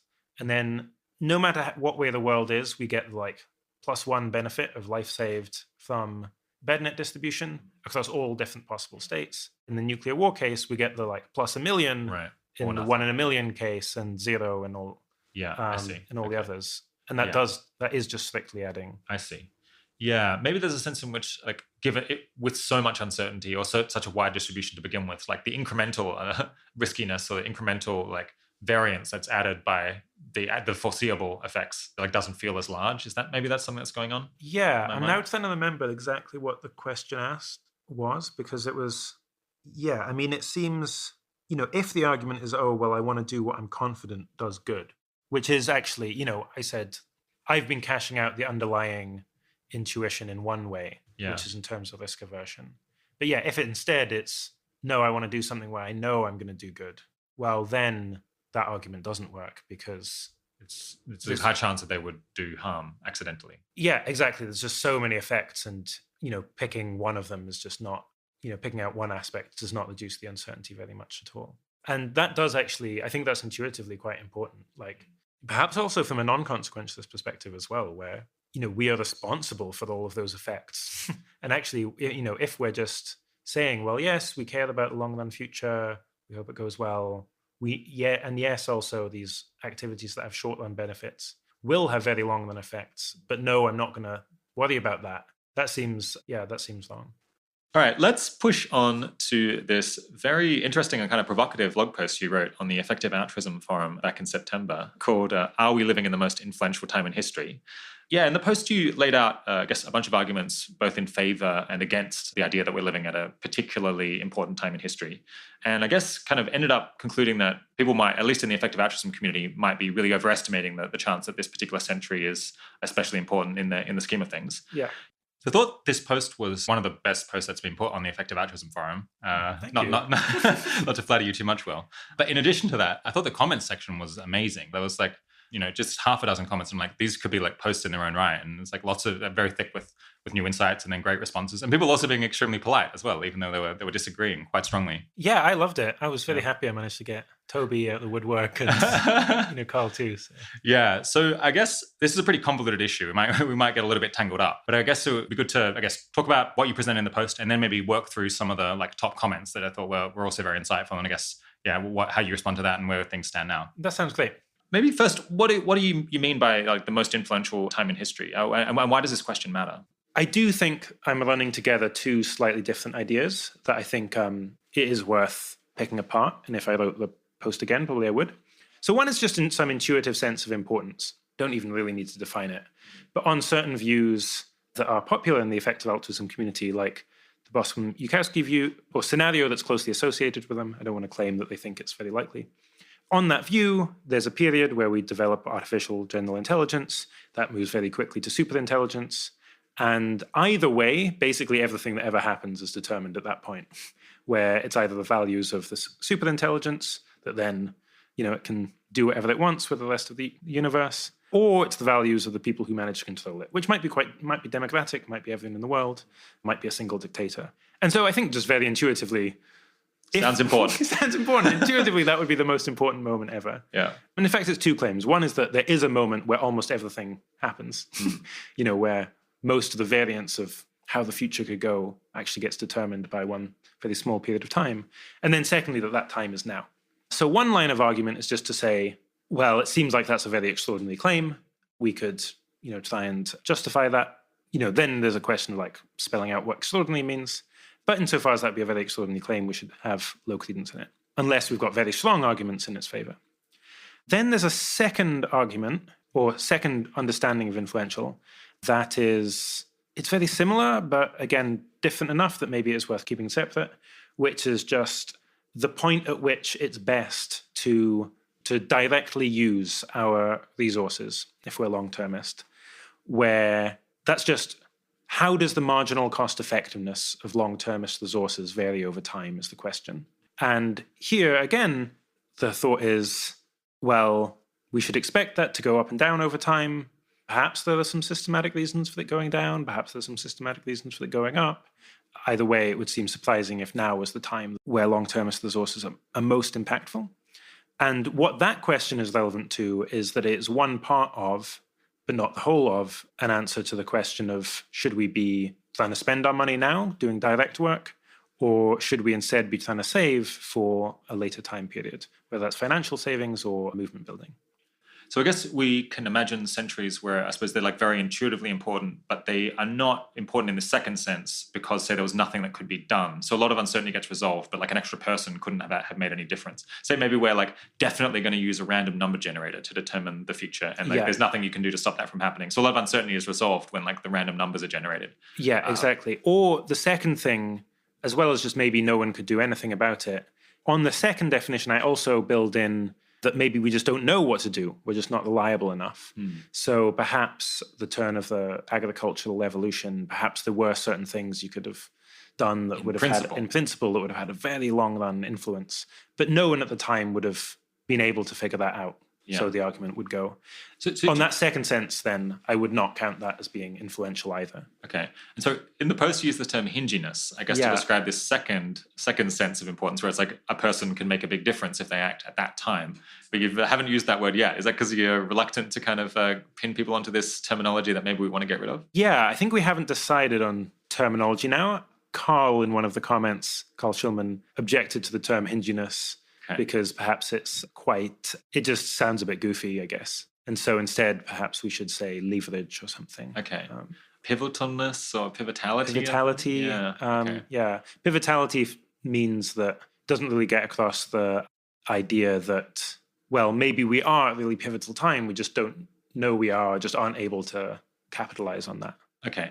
All right. So to avoid, I guess, like entrenching some language, maybe we'll just use importance in this case to describe the time when one extra person can make the biggest difference for this conversation. Okay. Because I think we need some sure. word term for those. Okay, cool. Okay, so on quite a lot of different people have thought that it could be the case that this century could well be one of the most important in that sense. I guess Toby Ord is about to publish this book kind of making that claim. I guess Derek Parfit has kind of suggested that might be the case. So, I mean, it's not only, I guess, people in effective altruism. Lots of other people make the argument that this century could determine everything. It's like, climate change, war between the US and China. We have nukes now. It's like there's some sense in which it's kind of intuitive. Yeah, do you want to lay out, I guess, like the arguments both in favor and against the hypothesis that the next 100 years is going to be especially important or an especially good time to act to change the long term? Yeah, terrific. And one clarification I'll make as well is that this is not an argument for saying, for example, that existential risk is low. So the argument from Parfit and Sagan and others is, well, we developed nuclear weapons. That's ushered in a new time of perils where existential risk is much higher. I could actually take objection to the argument from nuclear weapons, but I'll put that to the side. We'll come back to that. Coming back to that. But this would not be a particularly exceptional time if existential risk goes up and then stays up for the very long time, for many, many millennia or something. Or if it went up and went up even further. Okay, right. Sometime in the future. Worse. Or it goes up and there's nothing anyone can do? Or if it goes up and there's nothing anyone could do would also be the case. So it needs to be the case for this to be a particularly influential time. And Parfit calls it the hinge of history. That's why hinginess has come up. It needs to be the case that reducing existential risk is particularly high leverage now compared to other times. And so I give, a couple of arguments against this. One is that, well, just on priors, we should think it's extremely, again, especially if we assume, if we're successful, there will be a very large future, extremely large numbers of people in the future, then it would be really remarkable. A priori, it would seem like extremely unlikely that we happen to be the people out of all this time that are so influential, are in fact the most influential people ever. Secondly, then is, well, how good is the quality, if we've got this kind of low starting prior, how good is the quality of the evidence to move us from that? And there's kind of two arguments to related issues. One is just what you might intuitively understand as the quality of the arguments, where it's not like we have empirical observations for this. It's not like we have deep understanding of some physical mechanism that should really allow us to update very greatly. Instead, it's kind of generally going to be informal arguments, informal models of how the future will go. Then combined with the fact that I think we shouldn't really expect ourselves to be particularly good at or particularly reliable at reasoning about things like this. We certainly don't have positive evidence for thinking that people can reason well about something like this. And that then makes it hard, if you've got this very low prior, to have some correspondingly large Bayes factor that is kind of update on the basis of argument that would move us to having, say, a 10% credence or more that we're living at the most influential time ever. Yeah. Okay. So to recap that, you're saying the future could be very long. So there's a lot of potential future people, lots of potential future centuries. What are the odds that this one happens to be the most important out of all of them? Seems like we should guess that it's low unless we have really good reasons to think otherwise. And then you're like, well, and do we have this really strong evidence? It's like, well, we do have a bunch of arguments for this, but they're not so watertight that we couldn't explain them seeming compelling to us as just being an error on our part. That in fact, it seems like this century is especially important, but that's just an illusion because we're not very good at reasoning about this. Yeah. And we always have this very plausible alternative explanation whenever it seems like we've made a good argument that this century is particularly important, that we just don't know what we're talking about and we're just mistaken. That's right. And if you've got a starting very low prior and then some even somewhat unreliable mechanism to move you from that prior, well, you don't end up moving very much because rather than you being at this extremely unlikely time, it's much more plausible kind of mundane explanation that actually just we've made some mistake along the way. Yeah. So, I give an example of, well, supposing I deal a pack of cards out and you see a particular sequence. If it's just a kind of random seeming sequence, you should update all the way from 1 in 52 factorial, which I think is like 1 in 10 to the 68 or something, all the way up to high credence in that. That's amazing. So you really can make huge updates from very low priors. But if I deal a set of cards in perfect order, you should conclude that, well, probably the pack of cards was not well shuffled to begin with. Probably It wasn't shuffled, in fact. Yeah. So you kind of question the underlying starting assumptions. Yeah. You've slightly jumped the gun here, though. So what are the object level arguments that people make that this century is especially important? So we can maybe assess, do we have a really good grip on them? Are they compelling evidence? Great. So I think there's two different sets. So I distinguish between inside view arguments and outside view arguments. And the inside view arguments are, for example, the view associated with, most prominently with Boston Minkowski, but more widely promoted, that we will develop AGI at some point this century, and that's the most pivotal event ever. Perhaps because AGI very quickly goes to superintelligence. Whoever controls superintelligence controls the future. A second way in which the present time might be particularly influential is if we're at this time of perils. So we're now at the point in time where there's sufficient destructive power that we could kill ourselves, as in render humanity extinct. But before the time where, we get our act together as a species and are able to coordinate and reduce those risks down to zero. So those are two, I call them inside views. The distinction isn't necessarily very tight.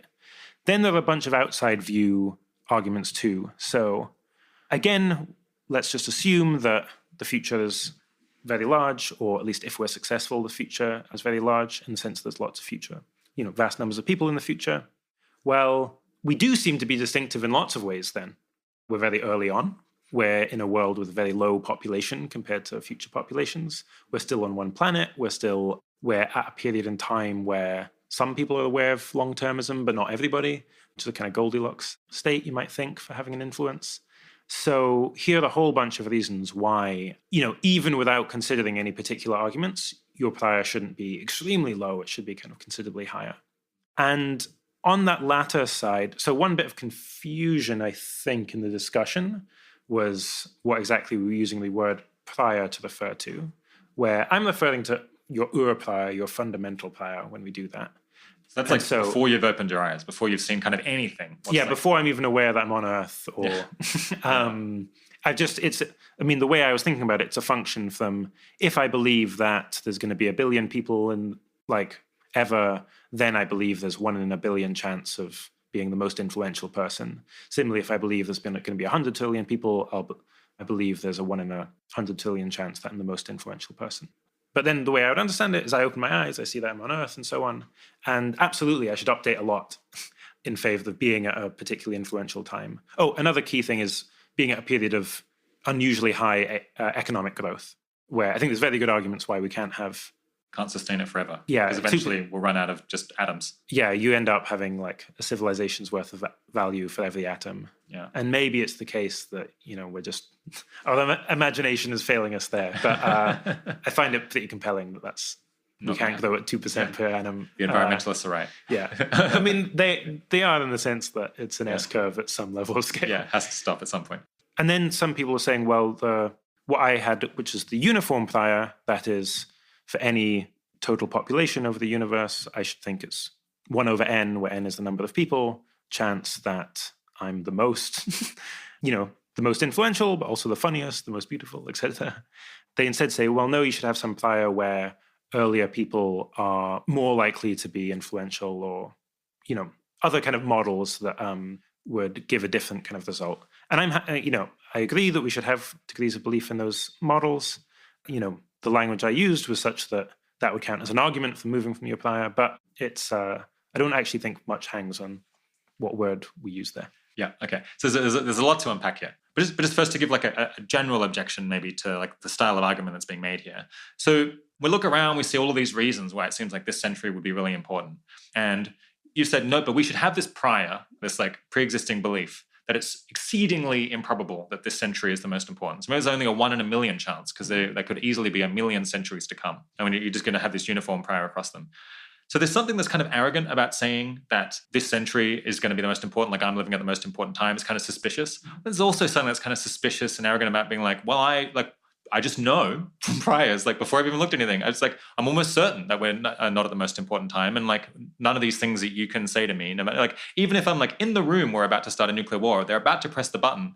I'm just like, no, it's like, I still don't think because my prior is so low, I'm going to think that this is probably a hallucination. It kind of reminds me of the presumptuous philosopher argument that people make about, it was Nigel Bostrom and But having an extremely low prior doesn't mean that you can't update to high credence. That's like my kind of deal quite hard, potentially, especially if you're going to say, well, there's this alternative explanation that I'm just like, maybe I'm schizophrenic and maybe I'm just like misperceiving things and I have delusions of grandeur. It's going to make it always very hard. I think we regularly update from astronomically low priors to high credence kind of all the time. So I gave you one example, which was dealing a pack of cards where, your prior is 1 in 52 factorial. So it can make a very big update. Yeah. But in this actual case, like in this scenario of saying like, is this the most important century?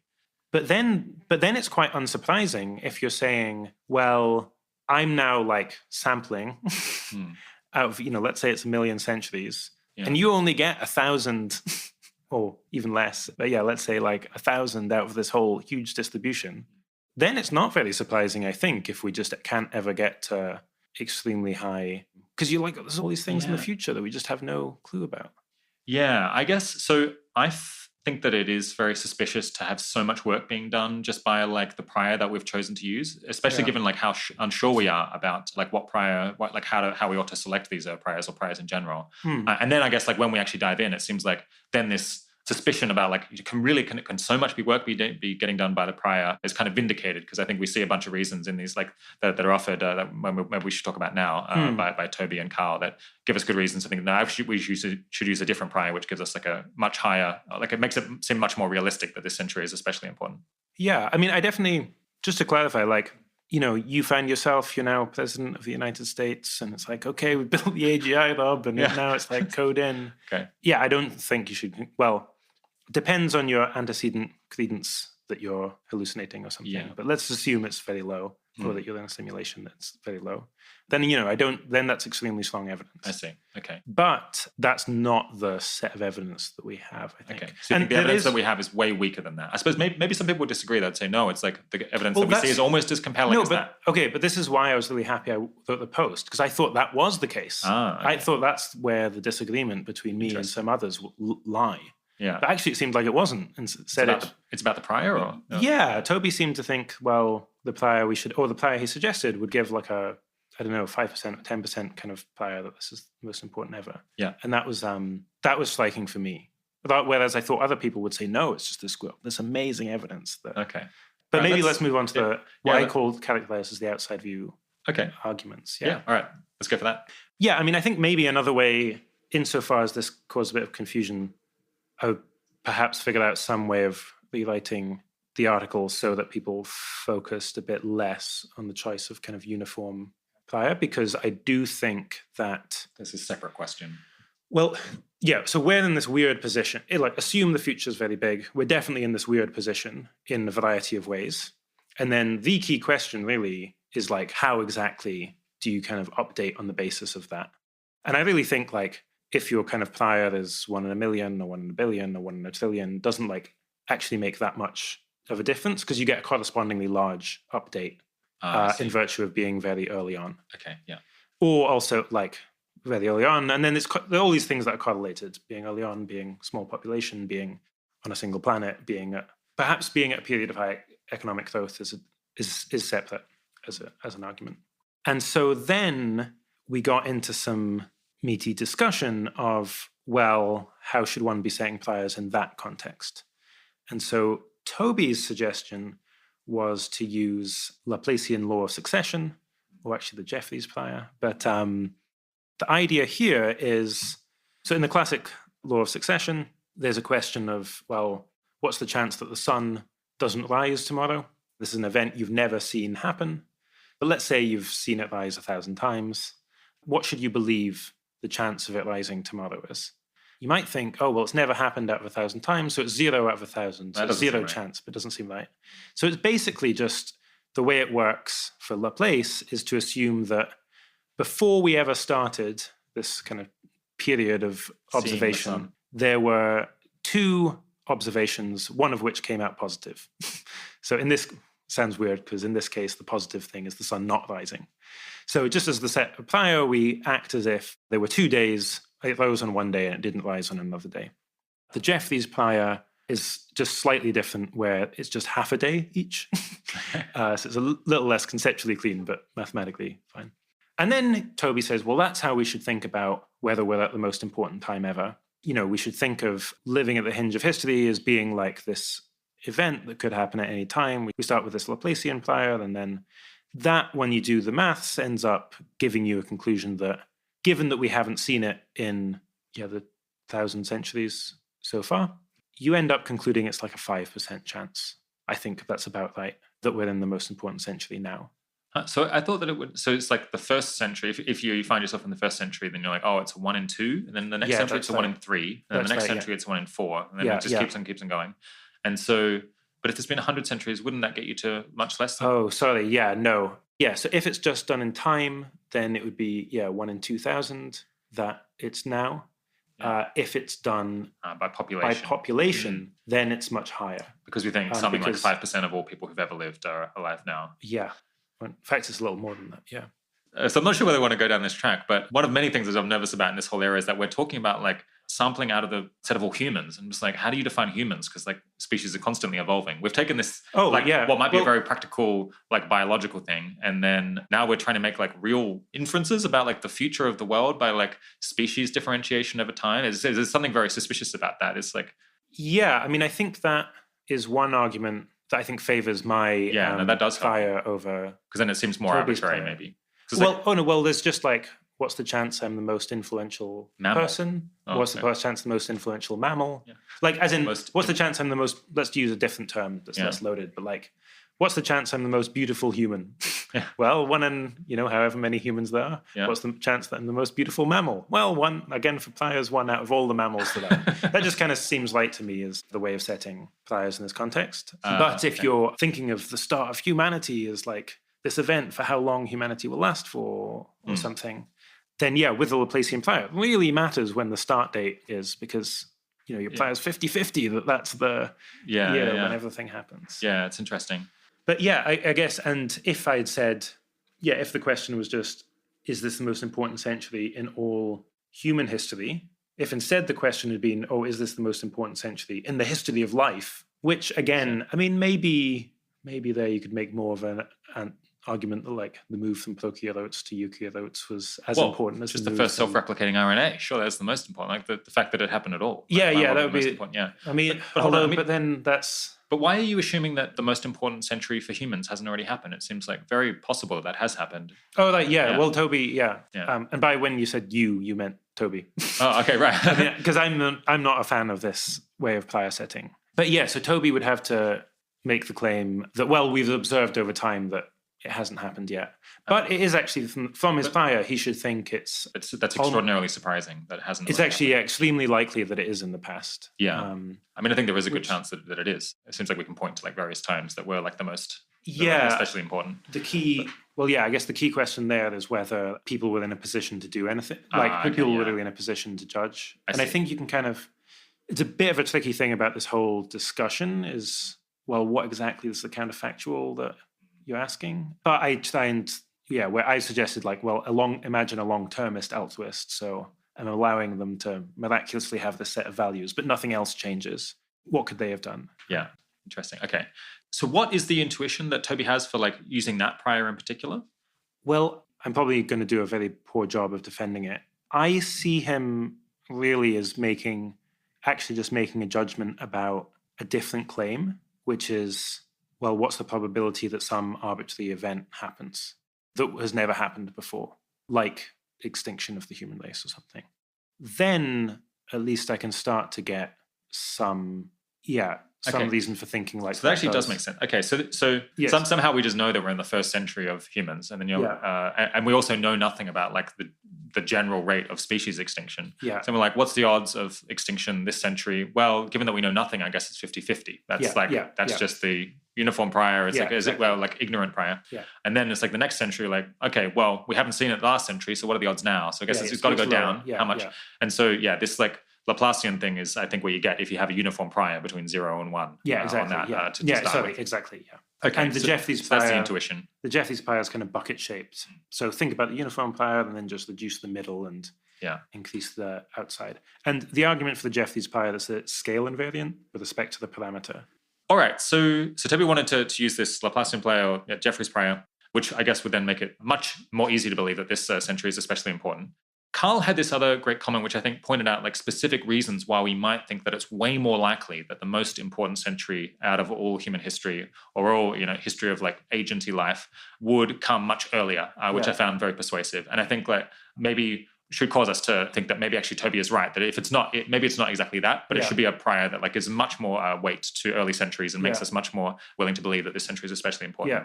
I guess I should note here, technically we only need to care about whether this is the most important century out of all of the centuries to come. It doesn't actually matter the past, because that's kind of water under the bridge at this point, at least for deciding our actions. At least for deciding our actions. I think it can be important for trying to figure out what is the generating process. Yeah, and just generally understanding what's going on in human history and so on. Yeah. Okay. So do you want to explain what Carl had to say and how persuasive you found it? Yeah. So, I mean, I kind of, again, saw Carl as adding to my list of outside view arguments where, I'd mentioned that we're very early on, and he points out that, like, well, if you've just over time got some point of having early, a lock-in of values or going extinct, well, if you're born at a later stage, then there have been all of those events that are already behind you, and that's kind of reduced your probability of being at a later stage. So that's kind of one line of argument. Second is just going to be vastly more people in the future. A third is being at this Goldilocks time when there are some people with long-termist values, but not tons of people. Not everyone. And the claim being that in the future, well, I can't remember if he makes this claim, but one could, that in the future, one should expect everyone to have long-termist values. I guess I don't, but it seems like it could well be more people than now. Yeah, I mean, well, there's this argument that I'm like somewhat skeptical of, but has some plausibility that, well, people with zero rate of pure time preference will win out eventually. So if we've got kind of thousands or millions of years of cultural evolution, then those who are most patient will accumulate more resources. Ultimately accumulate more resources. Yeah. Okay. So maybe my understanding of Carl's objection was, so there's a bunch of different things. So one is he's saying, let's imagine that the model is that in any given century from the beginning, there's like a 1 in 1,000 chance, a 1 in 10,000 chance of that century, like locking everything in, because that century can affect like all future centuries. So let's say there's a chance that, for like 1 in 10,000 chance, just in the first century, that we go extinct, then that obviously like determines, or that like locks in everyone else because they don't exist. And he's like, well, if you just like carry that forward, then it seems like the distribution of like most important centuries starts out like very high, and then it goes down pretty quickly, because it's just like those future centuries, once you're at the millionth century, there's like just a very high chance that it's already been determined by something in the past. So, and then if we have that kind of prior over which centuries are most important, then that gives us like a much higher credence that this century would be way more, is much more likely than like a century, 1,000 centuries from now or 1,000,000 centuries from now, because it's just overwhelmingly likely that if the world kind of hasn't been locked in, or like future hasn't been determined yet, then it will have been by the time we get to them. Okay.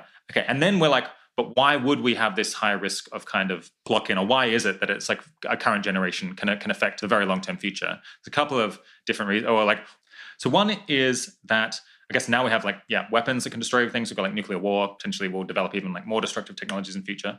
We've also got the fact that we're getting better, much better at reproducing values over time. So in the past, like, every generation, there's like a whole lot of random variation that is thrown up between, from one to the next as like genes are remixed.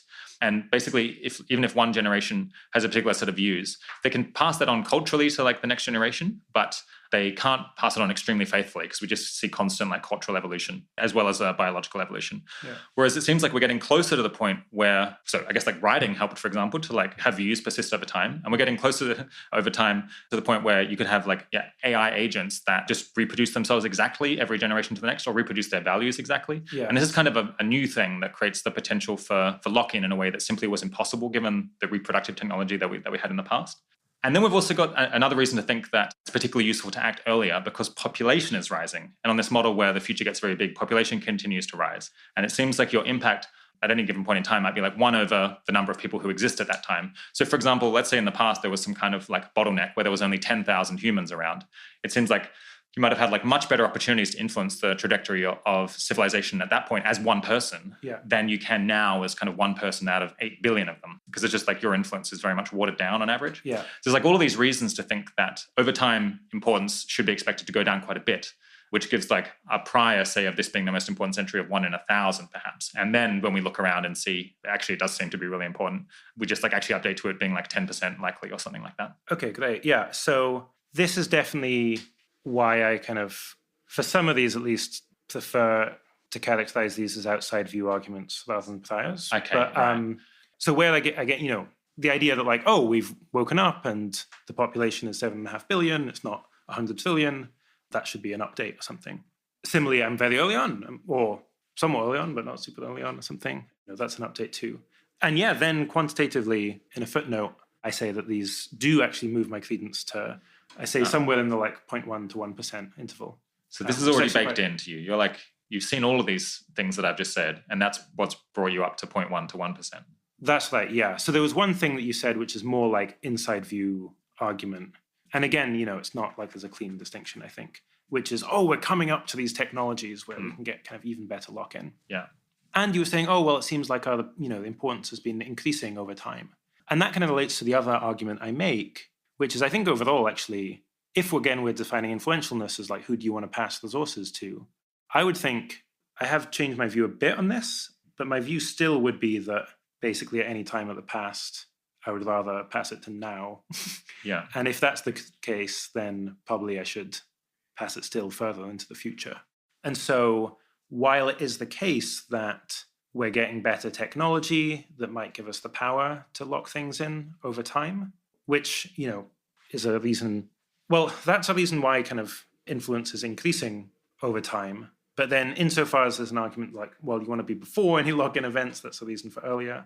But we're also getting better knowledge over time and better understanding. And that reason pushes later. And so at that point, well, you could either try and have like a priori argument that's like a battle between those two, or just then look at, well, over time, how have these two factors been playing out? And it seems to me that over time, it's been the case that we would actually want to say like influence has been increasing. And so perhaps we should expect it to keep going like that into the future. Like I've always been wanting to pass resources into the future, mainly because the knowledge and understanding benefits have been so great. They've outweighed these other things.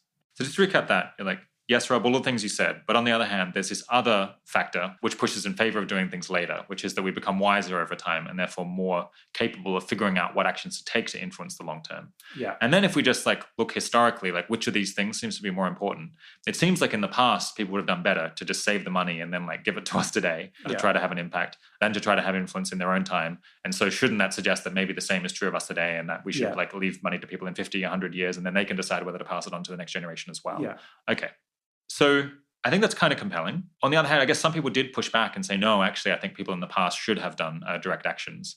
So, for example, like people during the early stage of the Cold War should have been working on nuclear security and like bioweapon prevention and things like that. I think you were inclined to say that people in the past couldn't have anticipated what things would have been useful. And then other people in the comments section here were saying, no, actually, like some of them did. Yeah, I think there was one thing that I made a mistake about, which is I think I didn't appreciate that concerns about biorisk and AI, I think, were accessible in the relevant sense in like the 50s, I think. If you had, again, it's like, what exactly is the counterfactual you're asking about?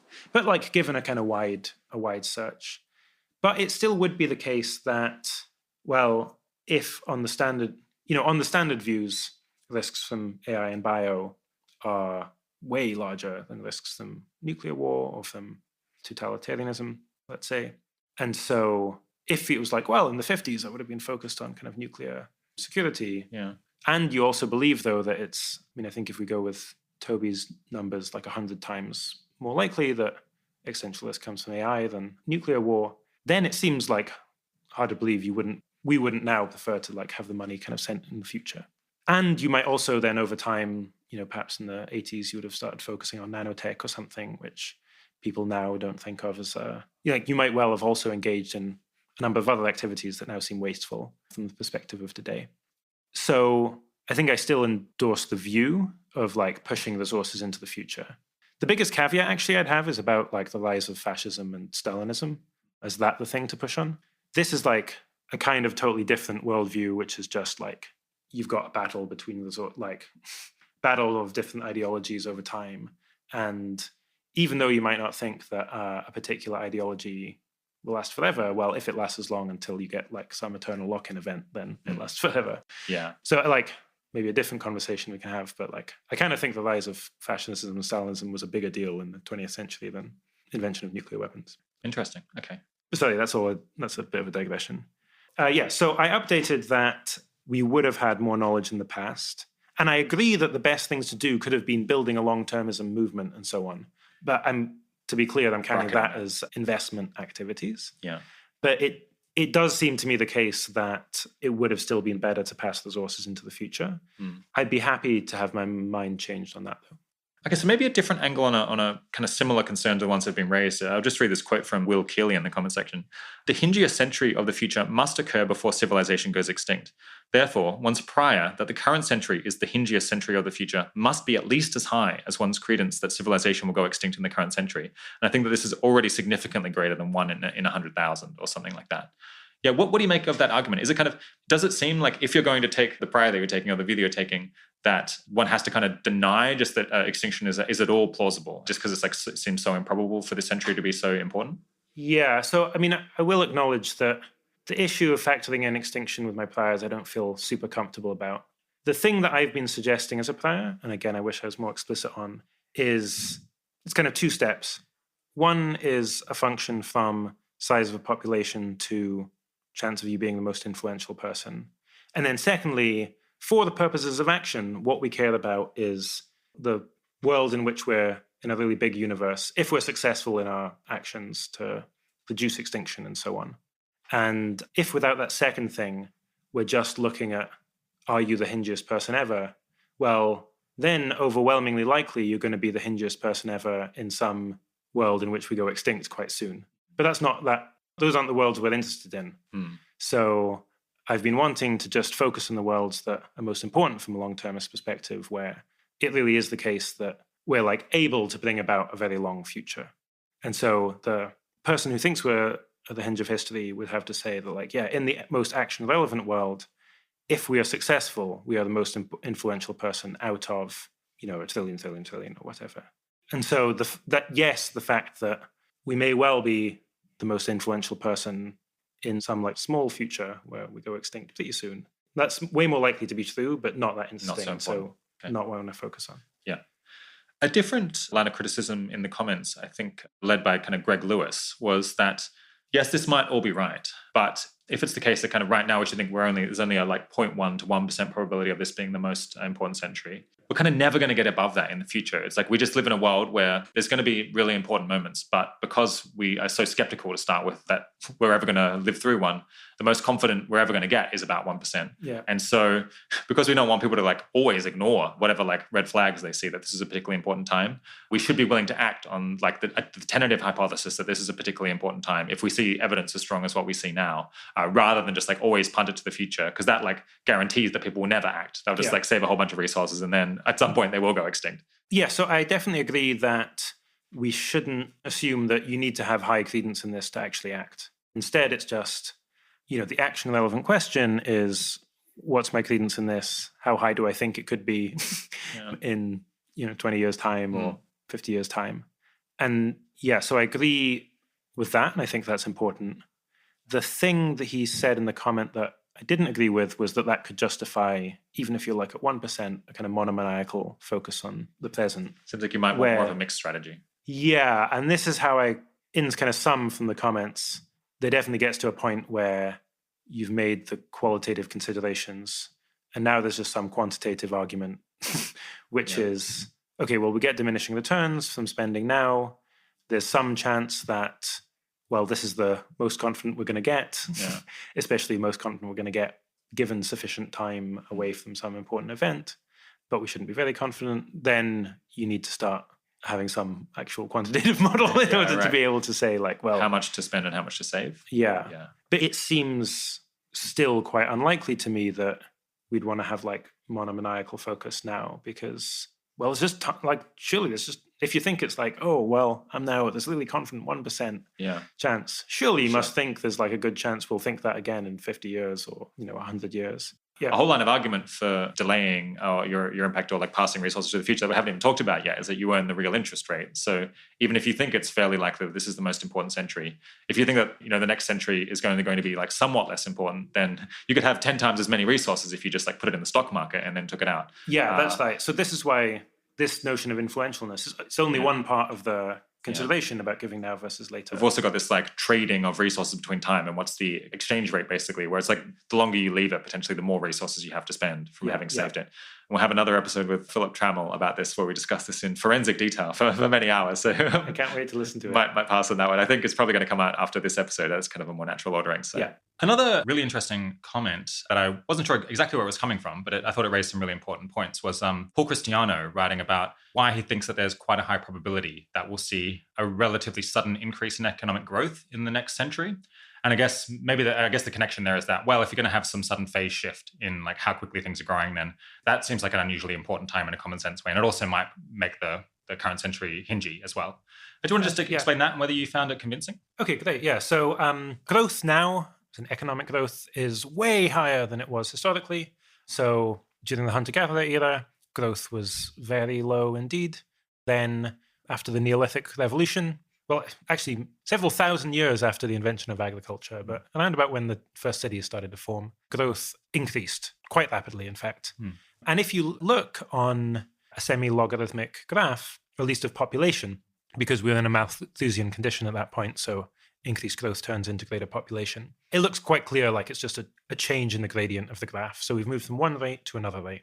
And then that happened again in the Industrial Revolution. Again, even just looking at population growth, it changes from what by present day standards is a very low rate to a much higher rate. And so world economic product grows now a few percent per year. And then there's various ways you can interpret what's happened there. So Robin Hanson has argued that we can see this as a series of new growth modes. So there's an exponential prior to the Neolithic period that transitions into a new exponential with a higher growth rate. Paul himself has argued it's better understood as just a hyperbolic growth over time. So it's not that there's any special modes, it's just that we keep accelerating, and the higher the level of growth, the faster the growth rate. And Paul, in his comment, does not lean on the idea of hyperbolic growth, but he says that even if you think that it's just been a success, 2 growth shifts, well, we should think it's pretty likely that it'll happen again. And the reason he suggests that is because after a certain amount of, if you look at how long in terms of economic doublings did it take to go from one growth mode to another, well, assuming it was that length of time measured in economic doublings again, well, it'd actually be quite likely for it to occur in the next 80 years or 100 years. And then the question is, well, why is that very important? Well, if we were to make extremely rapid technological progress, there's just more stuff that can happen during that time.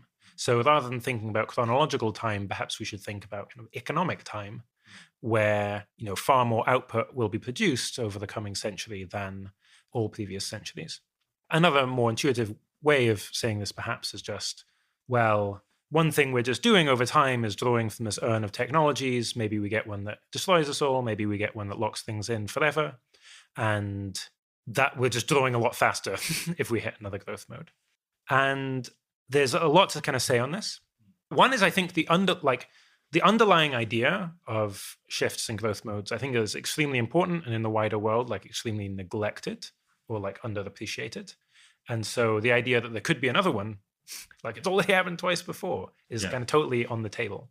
And in addition, it seems like we have specific theories about what those technologies might be that seem pretty plausible. Yeah. Like how could things speed up? Well, it's like we have like AI or some other thing. Yeah, exactly. Yeah. I mean, the two most obvious ones would be AI and human genetic engineering. Yeah. So there's lots to say on this. One is just, well, the move from saying it's like a fast growth mode to hinginess is like quite a big leap itself, or at most influentialness, where if you were at the Neolithic revolution, it seems like, well, you just wouldn't have had the knowledge or understanding to like have a big influence there from the long-termist perspective, or it could have been actively bad if you had done. You may have invented a new religion or something. The second shift in growth mode to the industrial revolution, there it's kind of, I think it's unclear. It's like hard to know what to say. My read would be that, again, people would have like a very poor understanding of what the best thing was to focus on there. And so, at least from the historical case, it's not like a strong argument for thinking, well, then this time we will have enough knowledge to ensure that things go well. There's a second consideration, which is that if you're a long-termist and other people aren't, that can be an argument for wanting to be in a period of time with low economic and technological growth or change. So here's the model where if things are changing a lot, then you just can't really make long-term plans very well because you don't know like what these new technologies are going to be, and they change the landscape and means that, things come to naught. Whereas if we're in this kind of stagnant period, then there are some things which have this really long-term payoff, and there's some things that have short-term payoff. And all the people who discount the future with a pure rate of time preference, they go for all the short-term stuff. But you've got these like really cheap long-term plans for influence that you can get for a bargain price. But in the case where things are changing all the time, perhaps you just don't have access to those long-term plans. Well, it's harder to implement because the world's changing so fast. Or it's harder to implement. So you're worried about expropriation or legal changes or like war or all these other things. So a little bit more. So let's say VHS versus Betamax is happening, and I'm like, I really want Betamax to be the standard rather than VHS because it's the better format and you get this lock-in.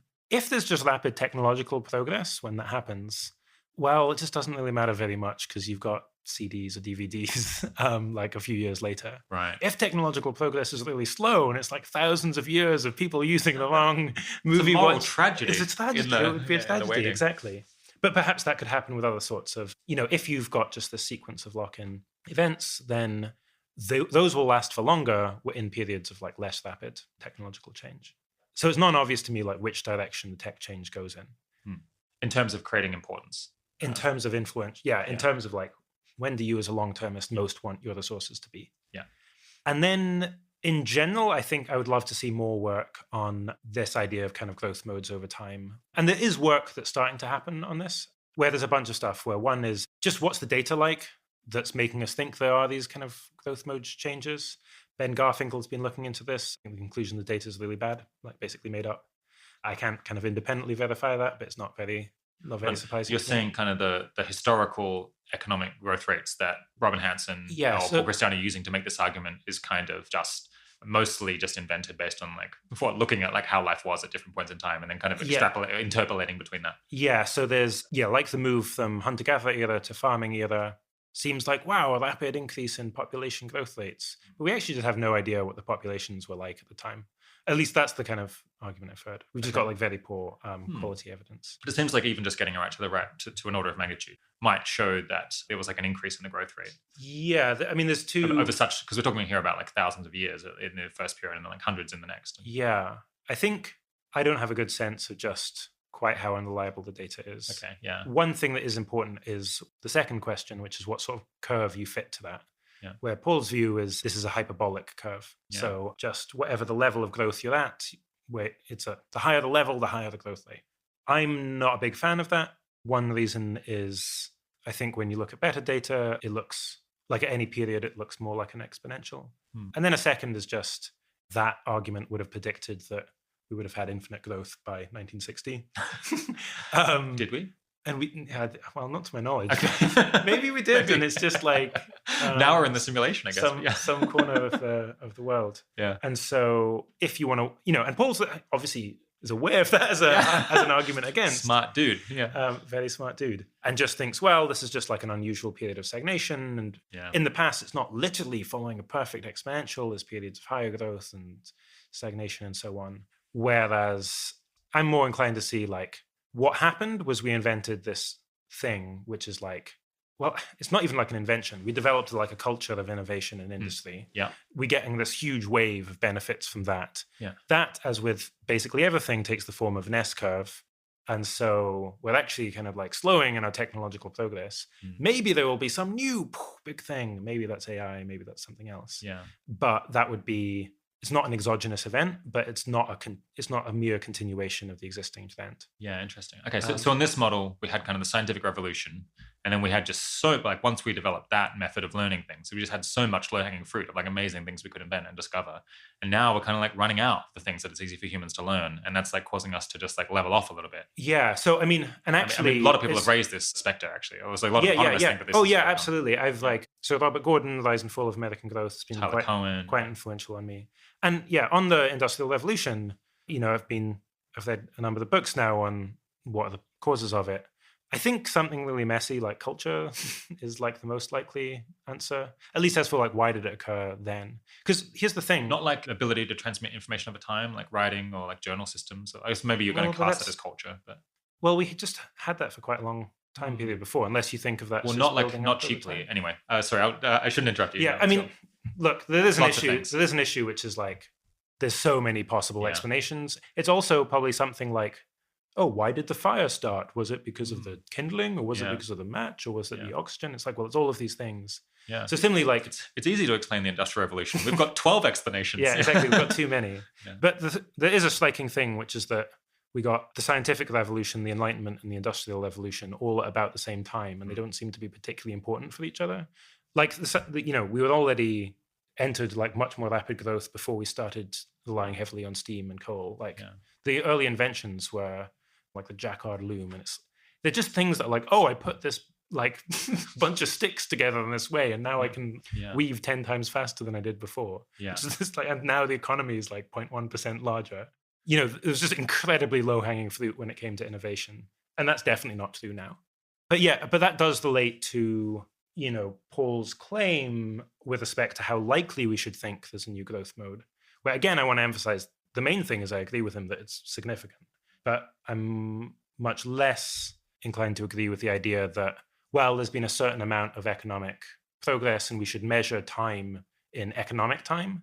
Because if you think, well, the underlying like trigger for, say, the agricultural revolution was like climatic change, well, that's just got nothing to do with the level of growth in the past. And then if you think the Industrial Revolution has got, its timing was dependent on, culture, institutions, and so on, that's not endogenous in the same way as well. Like the rate of cultural change over time is much slower and not determined by rates of technological change. So. Yeah, not so much directly. Yeah, I've got quite a lot to say about this. I was kind of surprised by how skeptical you were that we would see, assuming that we don't have extinction or some massive catastrophe, that we would see a big speed up.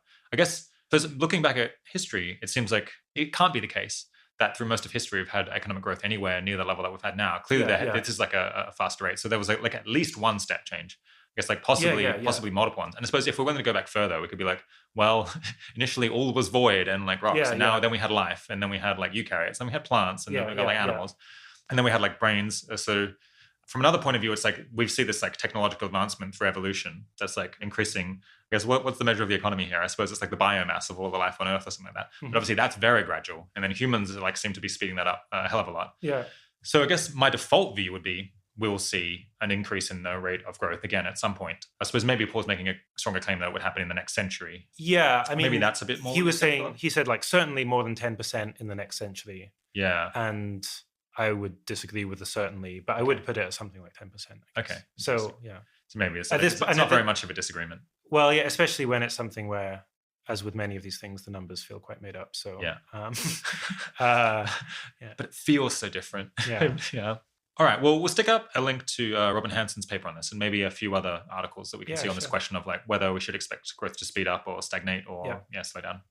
Okay, so we spent a bunch of time like canvassing various objections that you got in the comments on that post. where do we stand now? It's like, do you feel like more or less confident about your original conclusions, having seen what people had to say about it? And I guess it seems like this is a very pressing question for us to figure out. Like, are you right about this or not? Or was the original post like good reasoning? Because it's very decision relevant. And so it's like, we need to have some agenda for resolving that. I mean, I feel at 80,000 hours, we want to know. So. Yeah.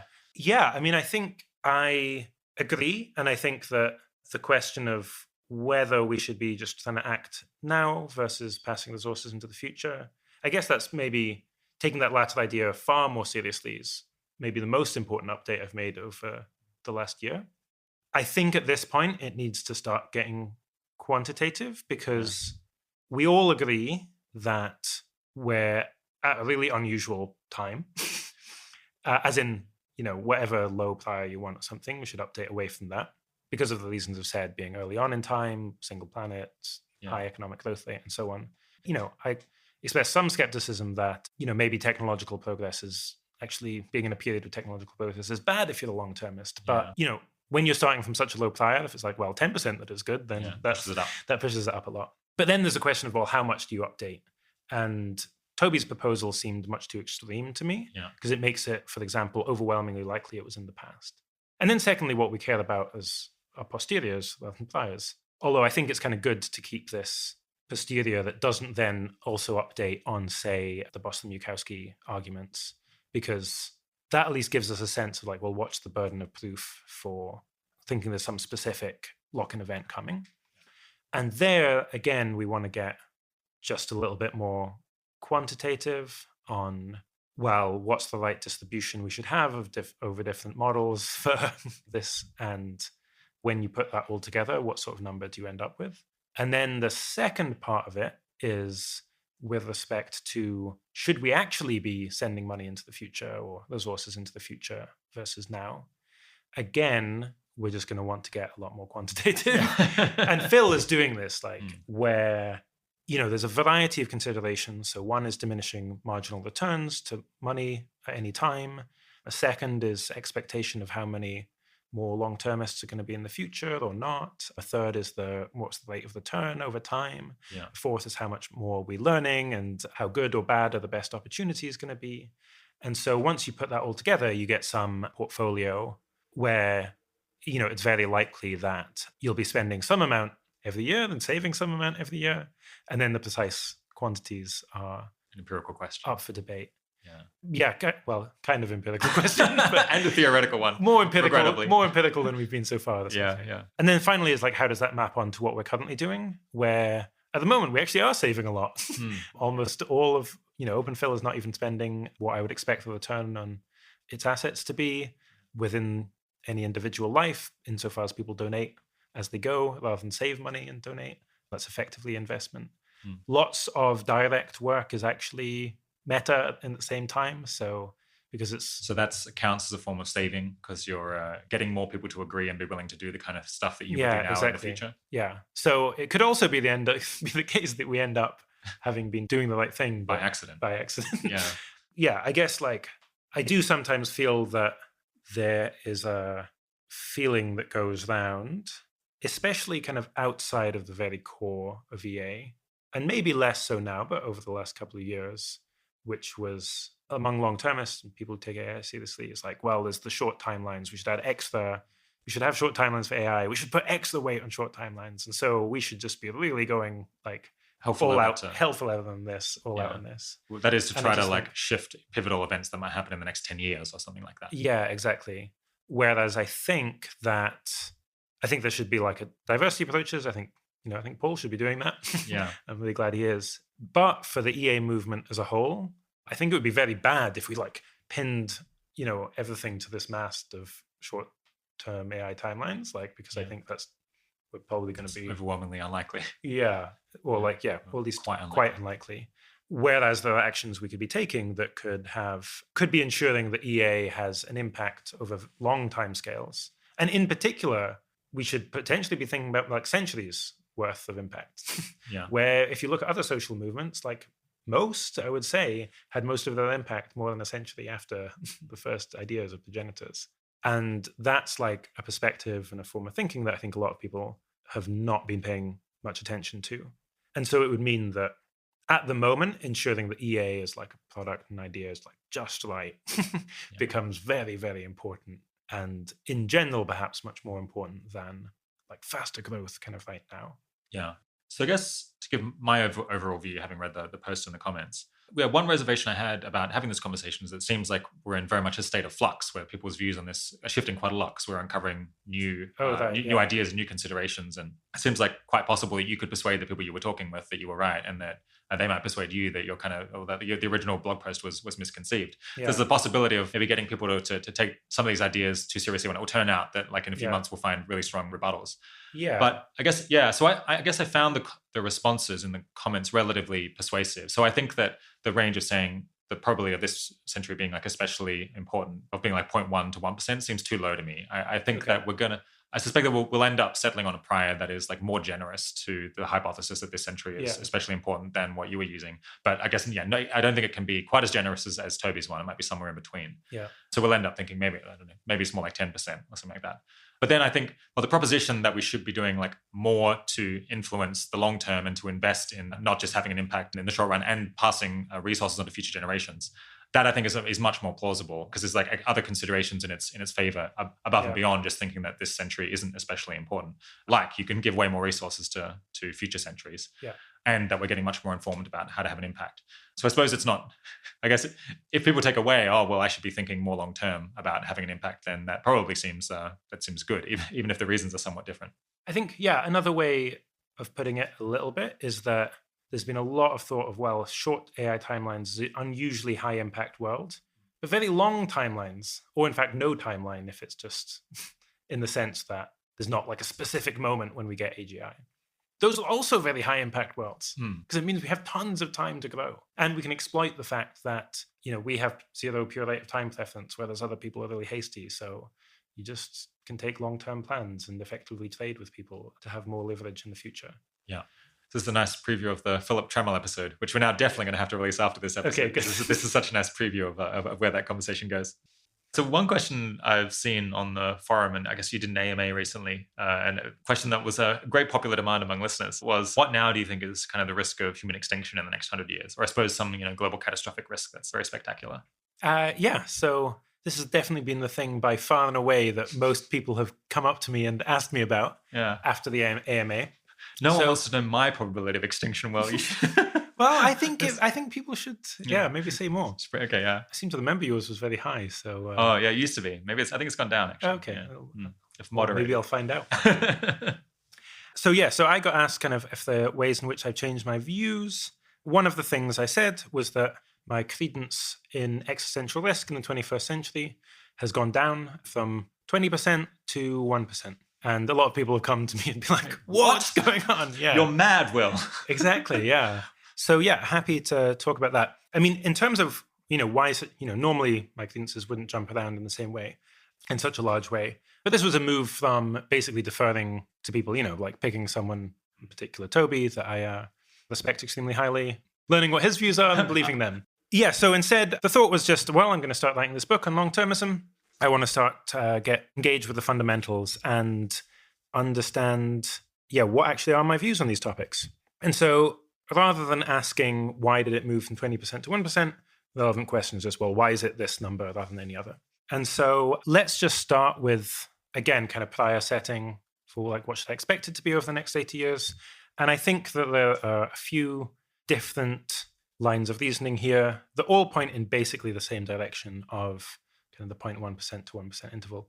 One is just, if what's been the existential risk over the last century, or perhaps more accurately, last 20 years, and then, assume the future will resemble the past.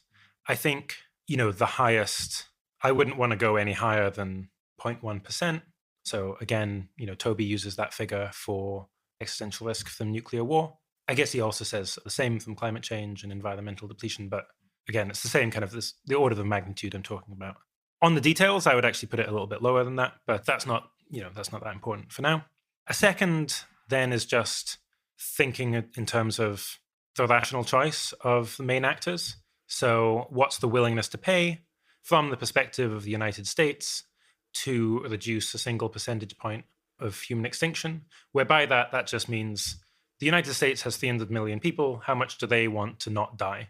So assume the United States don't care about the future. They don't care about people in other countries at all. Well, it's still like many trillions of dollars was willingness to pay just to reduce one existential point of existential risk. And so you've got to think that something's gone like wildly wrong where people are making such like incredibly irrational decisions. Whereas, Rob just can't wait to respond here. Just like you look at the US government, you're like, there's just no way they could mess that up. Well, no, but here's the thing. Like, so then just following on this is what's the sort of just risk of death that people just tend to bear? And it's like, maybe 0.1%, 1%, people drive and so on that like poses these risks, but not really higher. Like, if I was in a world where existential risk was much higher than that, I would expect to just see technological catastrophes happening, but they almost never do. Like, so this is a slightly different argument. It's again like, just how does the world? It's somewhat related. Actually, this is different. It's more like, what's the trend over time?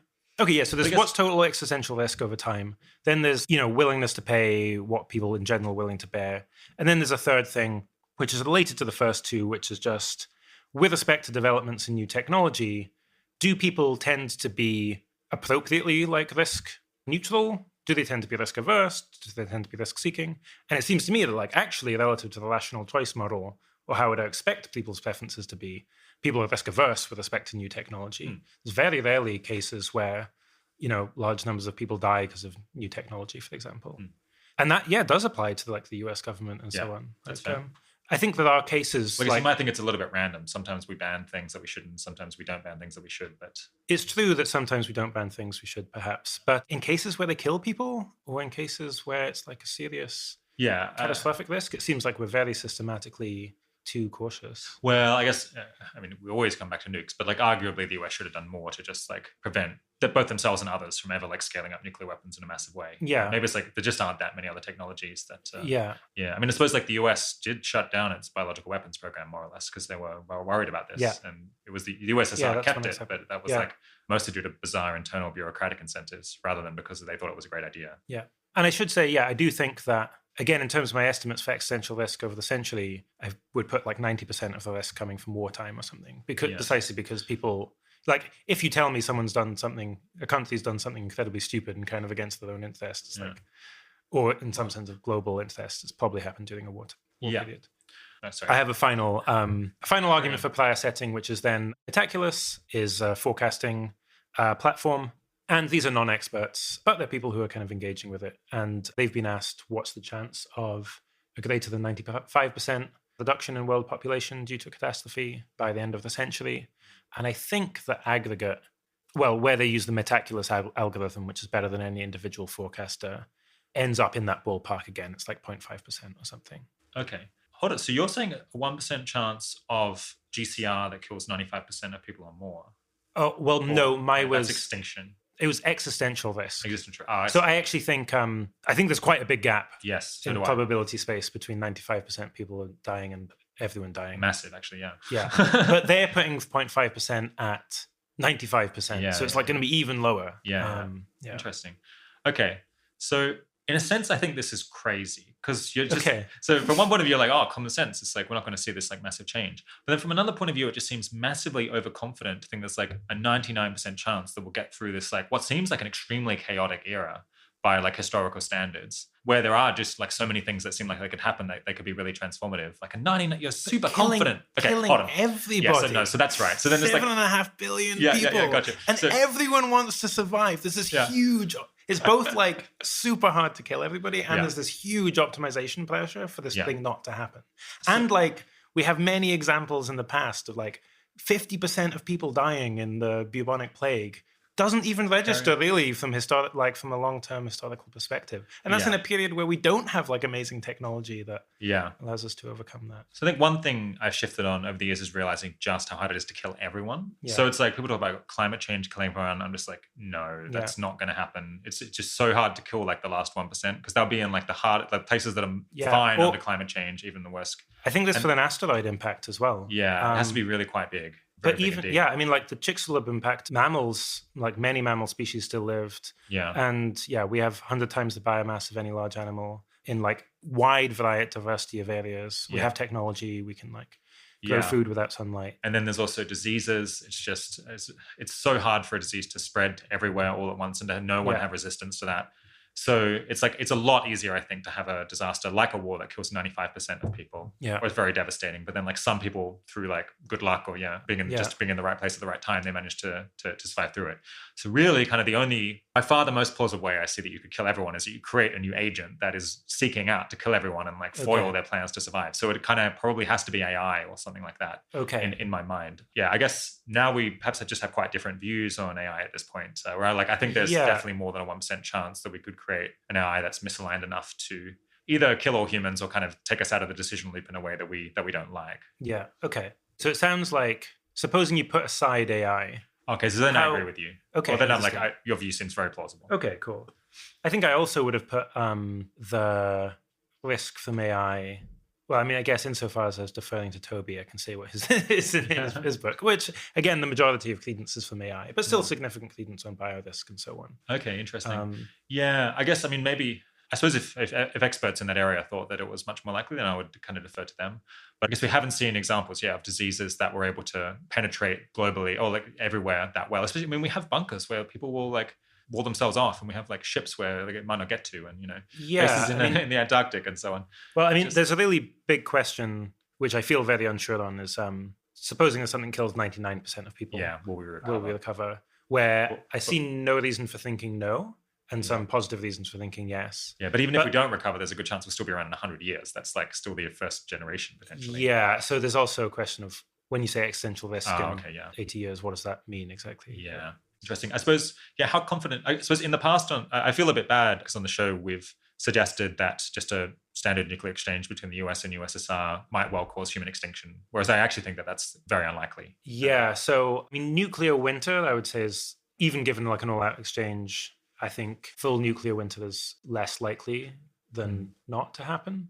But it's not to happen at all. I mean, surely you get some change in temperature. You'll get some change, but nuclear winter is normally like 5 degree or greater kind of change. Yeah. But then secondly, I mean, there are many people who've studied this who say, or like, I haven't found a single expert who's said, yes, this will kill everybody. Many people who've said it will not. And and often reacting to Carl Sagan, who would say that it would. And that was 30 years ago, so it's like very different information that they had then. Yeah. I suppose Carl Sagan was also an activist on this point, so yeah.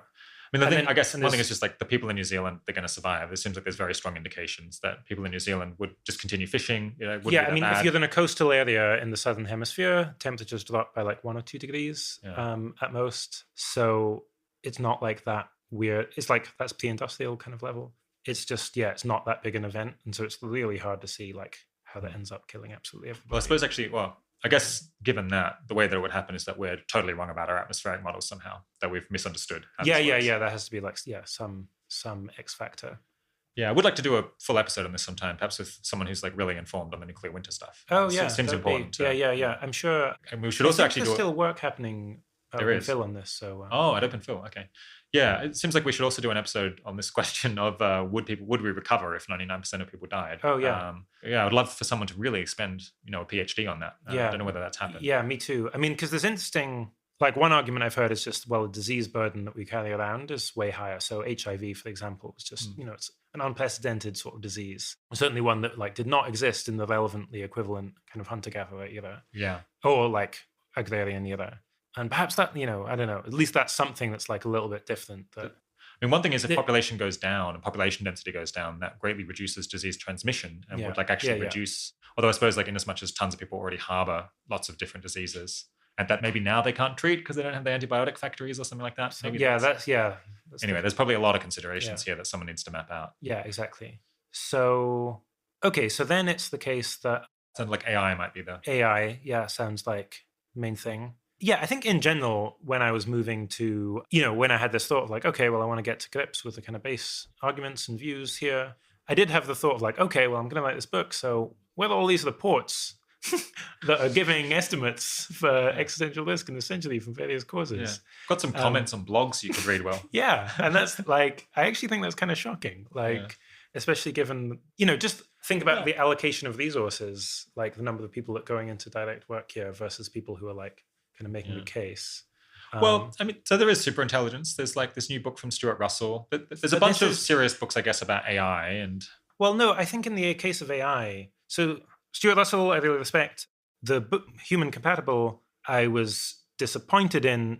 It's just trying to do something that's different than I was hoping it was to do. It's another popular book, at least with respect to the key argument. Okay. And then Superintelligence, of course, not. It's like a thorough book. But, it spends 4 pages on deep learning.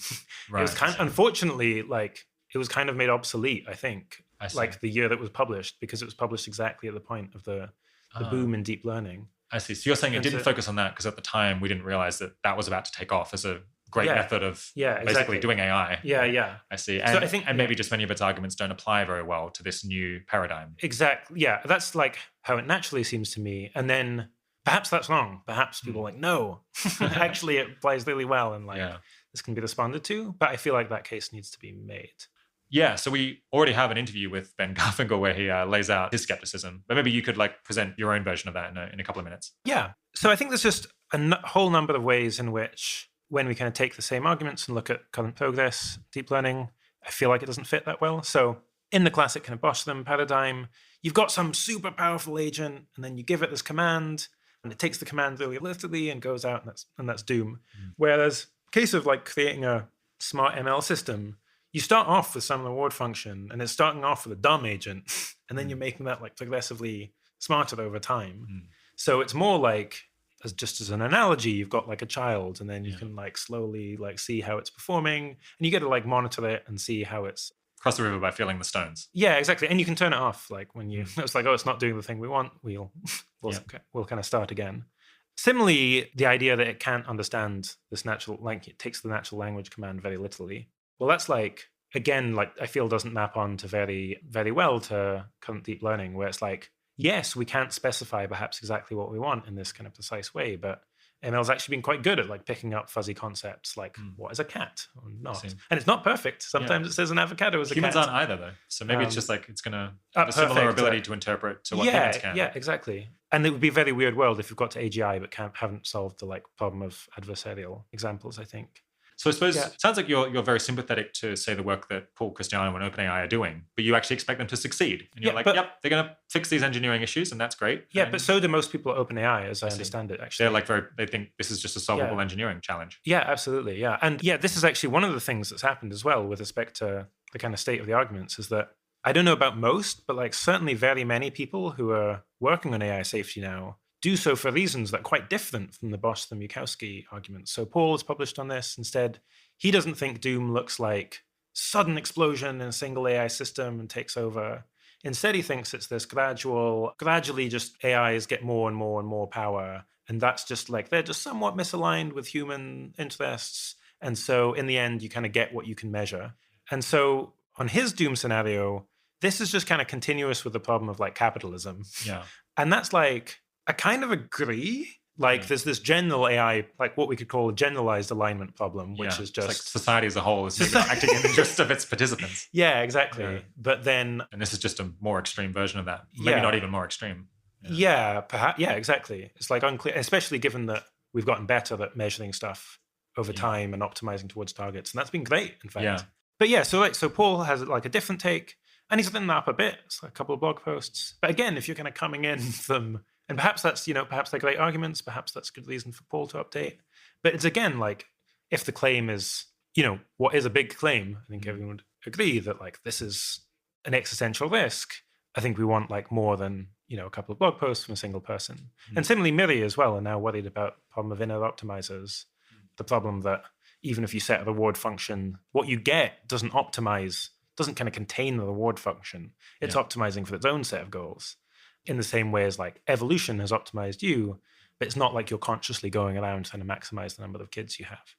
But again, that's quite a different take on the problem. And so firstly, it feels kind of strange that there's been this shift in arguments. But then secondly, it's certainly the case that if it's the case that people don't really generally believe the Bosch-Thumb arguments, I think it's split. I have no conception of how common adherence to different arguments are.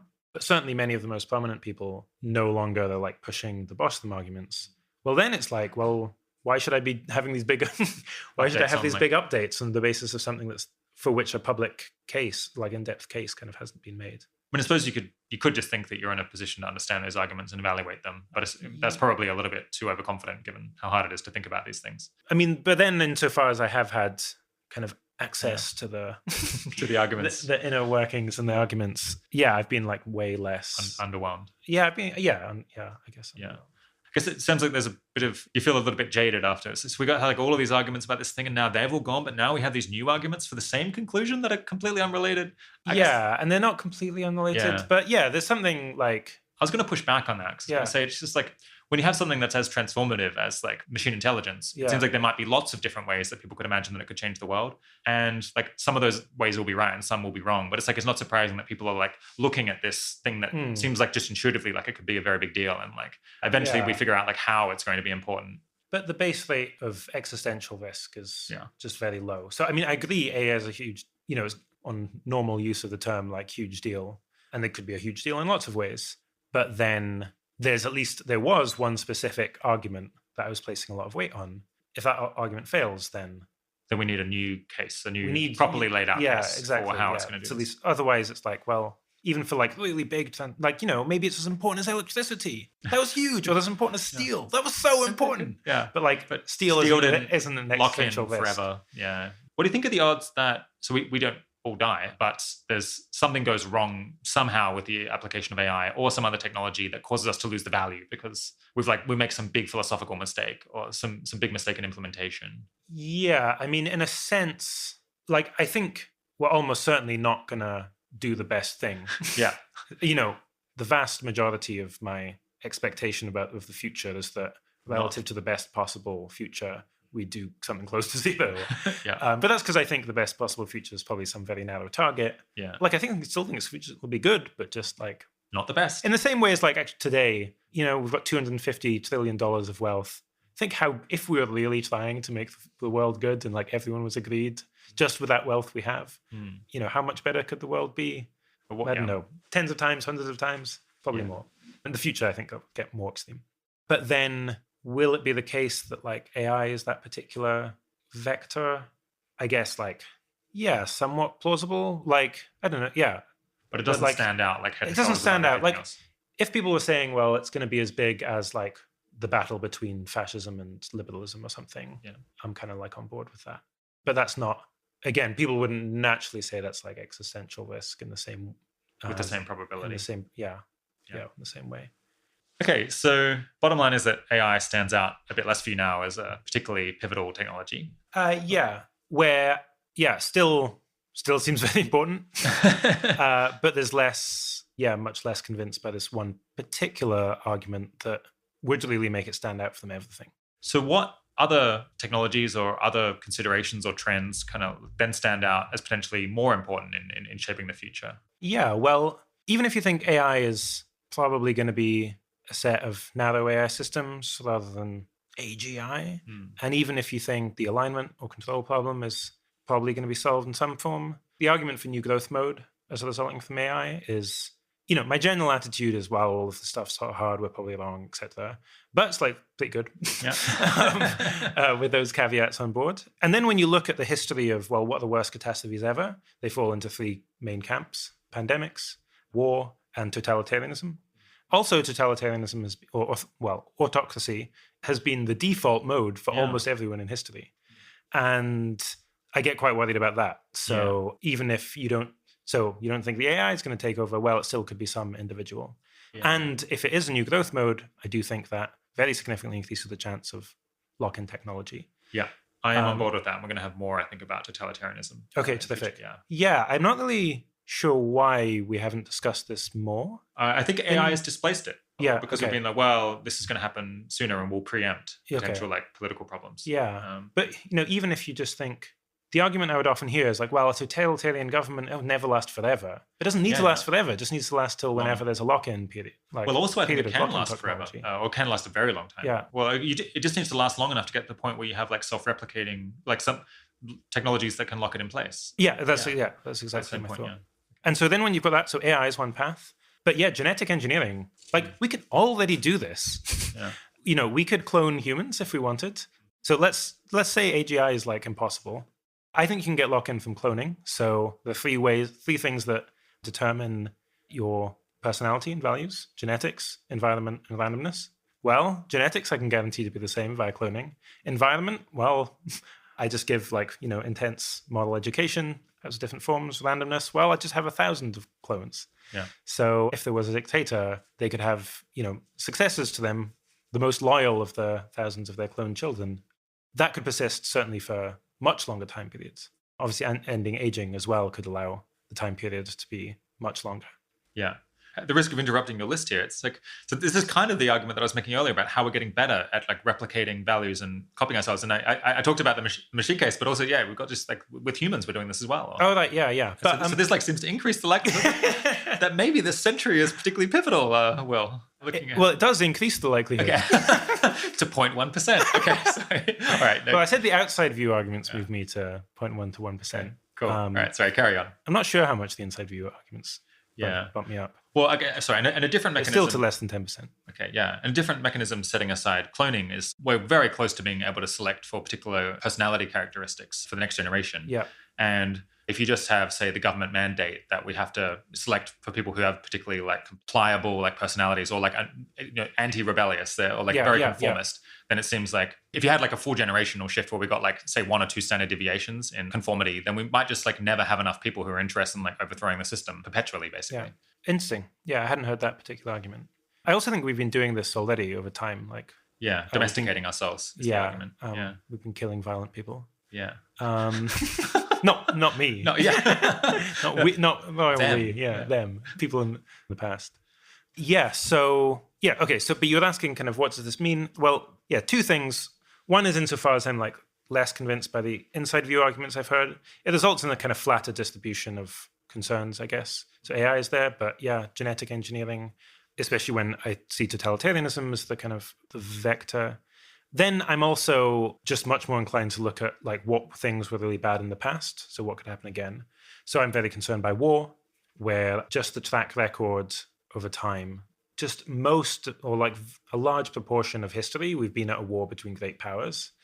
We have lived through 70 years of peace between great powers, no hot war at least. And that's like quite unusual historically. But it's not super unusual. If you look at just the graph of like the rate of death from war, there is no trend. Like, we've had this period of 70 years. Maybe that's a new, maybe we're in a new mode where war is much less likely, but you cannot infer that at all from the data over time. Rather than it just being like, it's very noisy because it's driven by small, very large events. And in particular, some of the particular explanations you give for why there hasn't been a war for the last 70 years are very contingent, because one could be, well, luck. We didn't just happen to not go to war between US and USSR. Or the second, just because the US is too powerful. It's just been a hegemon. So there's no incentive, because everyone would lose if they went to war with the US. Yeah. That I expect to change over the coming century. And that really worries me for 2 reasons. One is insofar as I have this general view that just actually the world is like, people are really safety conscious, quite like timid with respect to new technology and so on. That gets way less robust if it's a war situation. When I've tried to imagine, one of the things I've found frustrating with the AI literature is that these stories of AI takeover are just like kind of silly. It's like, oh, well, we give it paper clips. And everyone's like, oh, no, but that's just a fable. That's not what I really mean. And I'm like, well, tell me what you really mean. But when I try and imagine like the strongest case where AI does take over, it's like, okay, there's this, war between the US and China, and, we have the capacity to have AGI, but we've like regulated and so on that we don't often use it, but China's losing. And so it's like, okay, I'm just going to give control of my army, which is themselves automated to like the AI, because otherwise I'm totally going to lose. Like that's the kind of best case story I could tell. I thought was worst case. Most likely. Case. Or a story I could tell. It's like, okay, at least I'm starting to not feel like a silly fable. I mean, just to defend the AI people, I think like the idea of like integrating AI with the military and having that go badly has definitely been on the table as something that people discuss. Though maybe they haven't mapped it out very well. But again, I'm not wanting to claim that the arguments are bad. I'm claiming that the published arguments are bad. They haven't been rigorously put. And and like, why is that? Why is it the case that all the arguments are like this, telling me these fables or telling me like It's a lot of work, Will. How many ideas do you have that you don't write up? Yeah, but no, it's not that nobody's done it. Relative to the amount of expenditure that we're now putting into this area. Yeah. I mean, look, I had no objection to this back in 2014. When it's like Bostrom and MacAskill and like a dozen people, of course. We don't need a 10 of 10 people to decide whether 5 people should think about this. Exactly. Whereas now it's like, I've just come from this speaking tour on college campuses. The idea of AI risk is like quite normal now. Yeah. It's crazy that this is the case. Yeah. Crazy the amount of change that's happened. Yeah. My parents used to think that I was a bit nuts. Now they're like totally on board. Wow. That's incredible. Yeah. Well, I don't think that's unusual. It's just like, I'm talking about back in 2012, they were like, this is pretty weird. Yeah. But now it's just very mainstream. Yeah. But I think that poses like higher bar for how much effort we should put into making the case. Yeah. Okay, so the question was what things... So look at the history. War, I'm particularly concerned about that. Also, if you're asking me about like really bad scenarios for the future, so not just neutral, like extinction or something, but actively bad, again, definitely comes from war scenarios. Yeah. Then I also just have more concern about just growth of ideology over time. Yeah, so in the wrong direction. There are some fundamentalist religious groups that just have more kids, have solved the like lock-in of values better over time. And this, perhaps there's no new growth mode or anything, but that just slowly takes over. And then again, with better lock-in technology, that lasts for a long time. Yeah, and generally, I guess one of the themes is like worry about lock-in of a particular moral view that one would find in the world today, rather than catastrophe, which is, again, there's just not like a historical track record. Well, that's one way that it could happen very quietly in a way that's not evidently a disaster. It's just that like you have some like dominant ideology. I guess it could indeed like BEA or like our views could just be like terribly wrong and they become very mainstream and popular and persist for a long time, but they're just like really off base. Yeah, I mean, it could have also happened already. Like maybe it's maybe Western liberalism is a travesty, and we believe it because it's conducive to economic growth. Yeah. Yeah, and in fact, I kind of see that as the default future. Is just well, we get philosophy wrong in some respect, and that means that things are way worse than they could have been. Yeah, there's just a book that I'd encourage people to read is Foragers, Farmers, and Fossil Fuels by Ian Morris, who points out, and I'm just going to have to defer to him on this empirical claim being the case, that hunter-gatherers, almost all hunter-gatherer societies had the same social order, which was very egalitarian, small tribes or small kind of bands of people, quite permissive to with respect to sexual relations, very high rates of violence. Then we moved to the agricultural era, and basically every society has the same social order, extremely hierarchical, with an emperor or even god king, very impermissive attitudes to sex, considerably less violent, but still violent by today. And now we're in this post-foreign new society, and suddenly we're moving... set of moral views. Yeah, this new set, and it's like... Wait a minute. Quite Is worrying. culture just an economic superstructure? Yeah. I mean, there is a counter-argument to that, which is when you look into the future, which is if things do go very quickly, then cultural selection and evolution is rather slow. So perhaps then it's just, say again, it's just super growth modes change, and that just takes us to technological maturity. Well, then it's no longer the matter of cultural evolution. It's just the kind of roll of the dice of who gets that power. Yeah, so I guess in as much as we're concerned about over centuries, it seems like climate change might be more important. That if we like really trash the planet so that its carrying capacity goes down a lot over 200 or 300 years, then maybe that could actually have a bigger impact than what it seems like if you think that things are going to change dramatically in the next century anyway. Yeah, also it might just prolong the period of the time of perils. So if you think the time of perils is a thing, and maybe climate change is just, again, it's worse, and it actually, we're already kind of stagnating and it slows down growth even more. Yeah. I don't know. It's plausible that could last centuries, even longer, before we then get to some faster growth mode if there is one coming. That helps to offset it. Yeah, and then that means centuries more time living with nuclear weapons and biological weapons and so on. Oh, and probably people being more shitty with one another because there's not a lot of economic growth to go around. Yeah, absolutely. And a greater time period for cultural evolution to select for those views that are most promote fertility. Fertility, yeah. So the Quiverful is a religious group in the US that is fundamentalist Christian and promotes just having as many kids as possible. Wow, so, for example, evocative name. Yeah, and the standard population projections are that rate of atheism is going to go down over the coming century because atheists aren't having kids. So. Is that even considering conversion or deconversion? Yeah. I mean, that was my understanding. I'm not an expert. Sure, yeah. It's not considering heritability of religiosity, I think. Yeah. But anyway, that's, all obviously these things are also sufficiently non-robust that. But it's an interesting thing that, so culture could evolve in all kinds of different directions. And this is one evident way, is that it's going to evolve in the direction of whatever ideologies are correlated with people reproducing. Yeah. And so the thing that's like stark and kind of worrying about this is that you might think that the aim as a long-termist is just to avoid any lock-in events. Yeah. So you want to avoid AI lock-in and avoid extinction. Avoid totalitarianism. And then we'll avoid totalitarianism, and then we'll be okay because we'll figure that out. But maybe that's just another form of lock-in where you just get this period of cultural evolution over time. And, interesting. But I mean, it's not lock-in, but another way of having a preordained outcome, I see. Which is those views that are most... Which I guess is not based on rational reflection. Exactly, Reflection. Yeah, it's exactly. based on evolutionary dynamics, Yeah. biologically. Yeah, fascinating. Okay, so that has been a lot of different considerations that we've thrown out that I guess hopefully we'll have to deal with over the next 100 episodes of the 80,000 Hours podcast, I guess. Because there's too much here for us to really deal with. Yeah. Setting aside all of those different kind of problem areas that I guess look more important in as much as you think the current time is not so remarkable and AI doesn't stand out so strongly. Yeah. Although on that, I do want to say those are two different kind of arguments. So one is just if you think AI doesn't stand out so strongly, it's natural that you've got a broader range of concern. Yeah.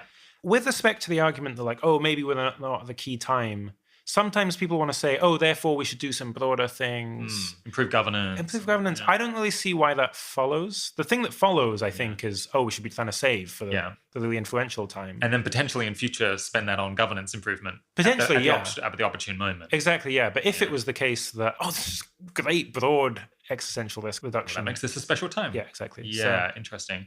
Although I suppose you might think that there's a reason to do that sooner because I guess you benefit every year from improvements in governance from the past, or it has some kind of exponential rate of or if you just think that, maybe no century is particularly special, you just get like a little bit of influence over the future that every time, and you want to just be chipping away at that. So, interesting.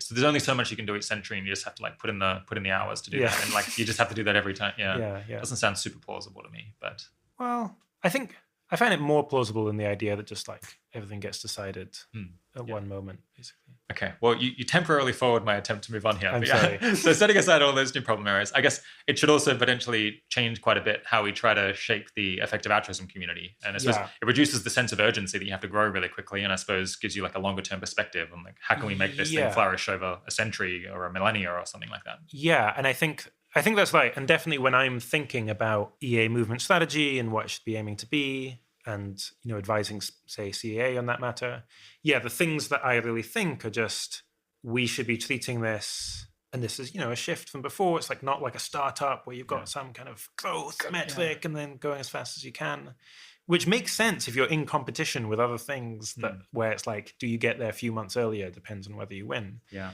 But instead, it's like, we are creating this product or culture that could be very influential for like a very long time period. Where the other thing to say is that if you look through history at like what things have had influence over, supposing we are trying to have influence in 100 years time or 200 years time, that's very hard to do in general. But here's something you can do, which is create a set of ideas that propagate over time. That has a good track record of having long run influence. So what's some of the things it means?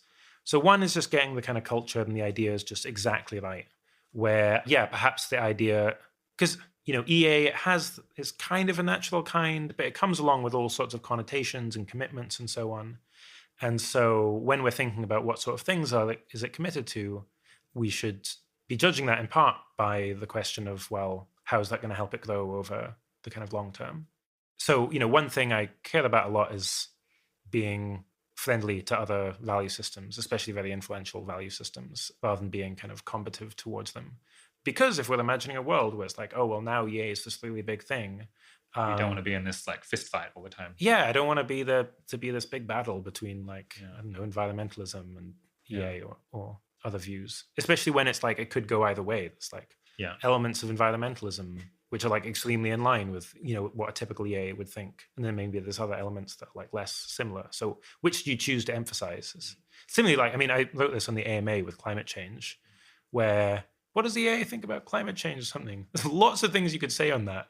For some reason, it's been the case that people are like, it's not as important as AI. It's like, well, it's just, it's kind of... It's an odd framing. Yeah, odd framing, rather than like, yes, you've had this amazing insight that future generations matter. We are taking these actions that are impacting negatively on future generations. This is something that could make the long run future worse for like a whole bunch of different ways. Yeah. Is it the most, like, very most important thing on the margin to be funding? Well, it's like, for one extra person at the beginning of their career. Yeah.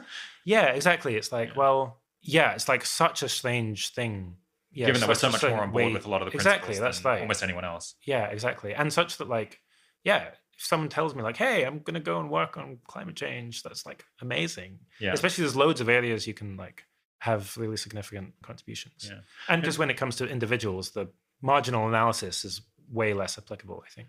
I guess, I mean, you also don't want EA to become synonymous in people's minds with like super parochial issues to do with 2019 or 2020. Yeah, absolutely. So yeah, like, exactly. This is like, so the whole list of like, how do we relate to climate change is just like so context specific about like exactly what is money being spent on now and what is really neglected. Yeah, and as much people think, oh, they're the people who are like kind of lukewarm on climate change. That's like not the fundamental issue at all. It's like, that could be complete. That would have been different 30 years ago and it could well be different in 30 years time. Yeah. And that's a good point that I think this favors cause diversity in EA too, where when we're thinking about longer time frames, it's much more likely that EA will want to shift quite significantly. And, you know, at one extreme, imagine if EA was like the AI thing. And it's like, well, it's very like unlikely to shift. And then, you know, I think if you were to design an EA community that was optimal from the perspective of cause diversity, it would look quite different than it does now. But we've like already got some amount of cause diversity that sure has some amount of path dependence. But there's like an additional benefit of that might be not so obvious, which is like greater ability to kind of morph into, you know, focusing on the best things in the future. And similarly, this like culture, which I think is very good, of like questioning if we're focusing on the right things. Then, also just caring a lot about other EAX risks. And, you know, I've done at least a bit of reading on, you know, previous social movements and things and why they fell apart. One thing that's just fascinating is how much infighting there always is, and how EA at the moment is like remarkable in how little there was. The little there is.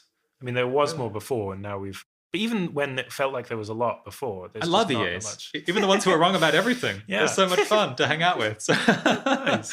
Well, I wonder. It's an interesting. No, I completely agree. Yeah. Because it's. I mean, if you look at like political movements, it's so fractious. It's like. Yeah. I mean, at the extreme, they're all killing one another, but at least like they kind of hate one another. That's like that's the median case. But even if you look at like so, you know, Neil Bauman came from the climate change movement before, and there was big fights between like people who are more extreme and less. Extraordinary. I guess like the equivalent for us is like someone's kind of a bit snippy in a comment on Facebook. We're like, yes, it's like that's no good. So being able to preserve that is extremely important, I think. I mean, maybe it's worth dwelling for a second on why is this. I think one thing is, I suppose, this kind of founding population of EA is in general quite calm people, like very reflective, like not very impulsive. And I think that's good because it like leads to less conflict. Yeah, I think we have a strong cultural norm of, if I'm like, oh, I really think this, you treat it as some like one perspective. And that's very unusual, I think. Yeah, also then a culture of, this culture of like openness and intellectual curiosity also means that people don't want to like really stake their claim on some particular idea. Yeah. Are we also just nicer somehow? Is there some filter that's causing people to just be like more congenial, like in other ways? So actually one thing is like in some ways we're not very diverse, which like maybe helps people to get along. If for example, they've studied similar topics at university, they just have more in common that like helps to bond them. That has like major costs elsewhere, but. Yeah, I mean, I'm sure that helps, but. I guess the thing is like if I think about other movements that are very fractious, I think they're not more diverse than us. Yeah. I don't know, like the climate change movement is not particularly diverse, I don't think. And there's other ways that you'd expect effective altruism to be have way more infighting because it's so many people working on very different problems who should just be like competing, like gouging one another to try to grab resources from these other causes they don't care so much about. Yeah, I mean, here's a pessimistic account, which is like maybe it's just been boom time. Like, I see. We have this wave of being extremely successful, especially in terms of raising funding, which is perhaps the thing that people will fight most about. Supposing that weren't the case and it was actually quite limited. Yeah. Perhaps then everyone starts getting more fighty. Yeah. It doesn't quite ring true to me. Okay. Because it doesn't feel like that's the personality of the people. Yeah. Yeah. I guess I feel like if 80,000 Hours was finding it hard to raise funding, would we really start savaging other groups? Yeah. I don't know. Yeah. I mean, I think it's helpful that we're not activists. There's a certain activist culture where, I mean, you have to whip yourself into a lather to like be so angry about something. Yeah.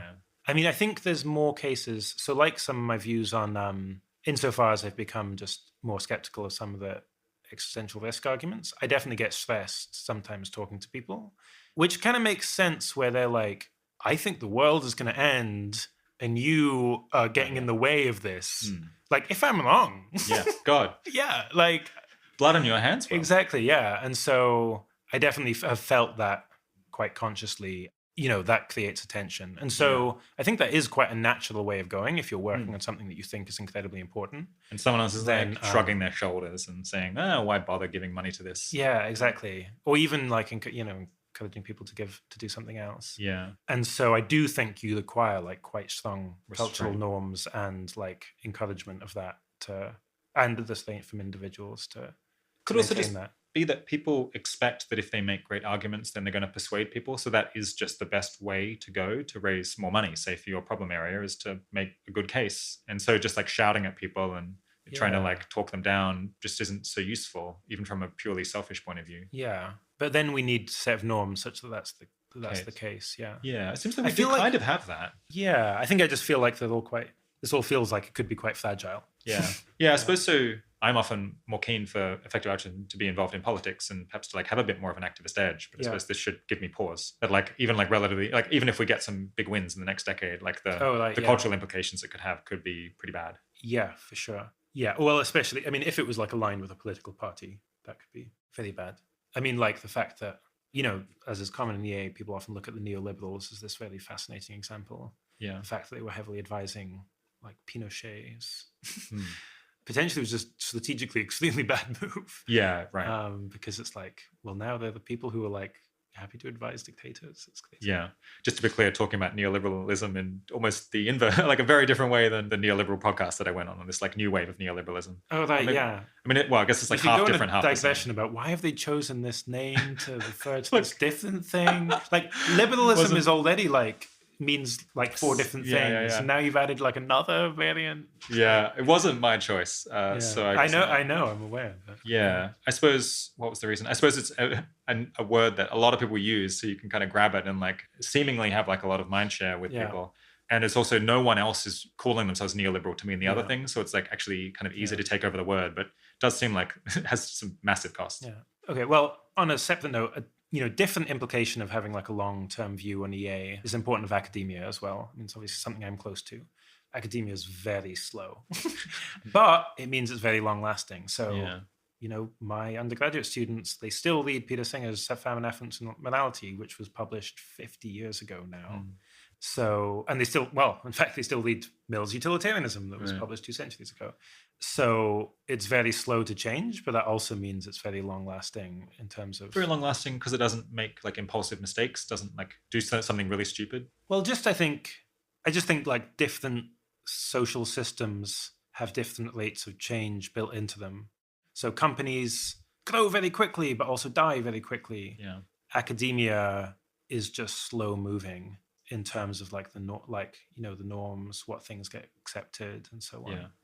Yeah. I guess I'm wondering what's the causal pathway there to surviving a long time. But I mean, I guess there's some intuitive sense in which those things are related. Although I wonder whether it goes the other way, that things that last a long time tend to like then have a longer term perspective and read older stuff. Because I mean, they have more history. So there's like more older things to read. But. Oh, I was just meaning the benefits of influencing academia. If you only care about the next 10 years, let's say, are very small. Right. Yeah. Whereas if you care about the next 2 centuries, then it's like, okay, well, maybe we could write a book. Yeah. Like it's relevant for you're writing a book. Do you want to get something that could hit the bestsellers list, or do you want something that could go on the course list? Could stay on the course list perhaps in for 100 years or something. Yeah, interesting. Okay, so your point was that academia changes very gradually, but I guess that means that changes are then quite persistent. Exactly, yeah. And I suppose so. If you want to have a short-term impact, like trying to change academia is a fool's errand. But if you want to like have impact over centuries, then influencing academia seems like a good idea. Yeah, exactly. Yeah. Are there any other implications that this has for the strategy for effective altruism as a kind of social group that you haven't raised already? I think maybe higher priority on research. I think, again, there was a kind of feeling maybe a couple of years ago, which perhaps no one would have ever endorsed, but again, perhaps was a feeling in the air, which is like, oh, well, we've now figured stuff out. And did anyone think? Okay, wow. I guess I didn't think that. But maybe I thought we'd figured out the bigger picture and then it was now filling in the specifics.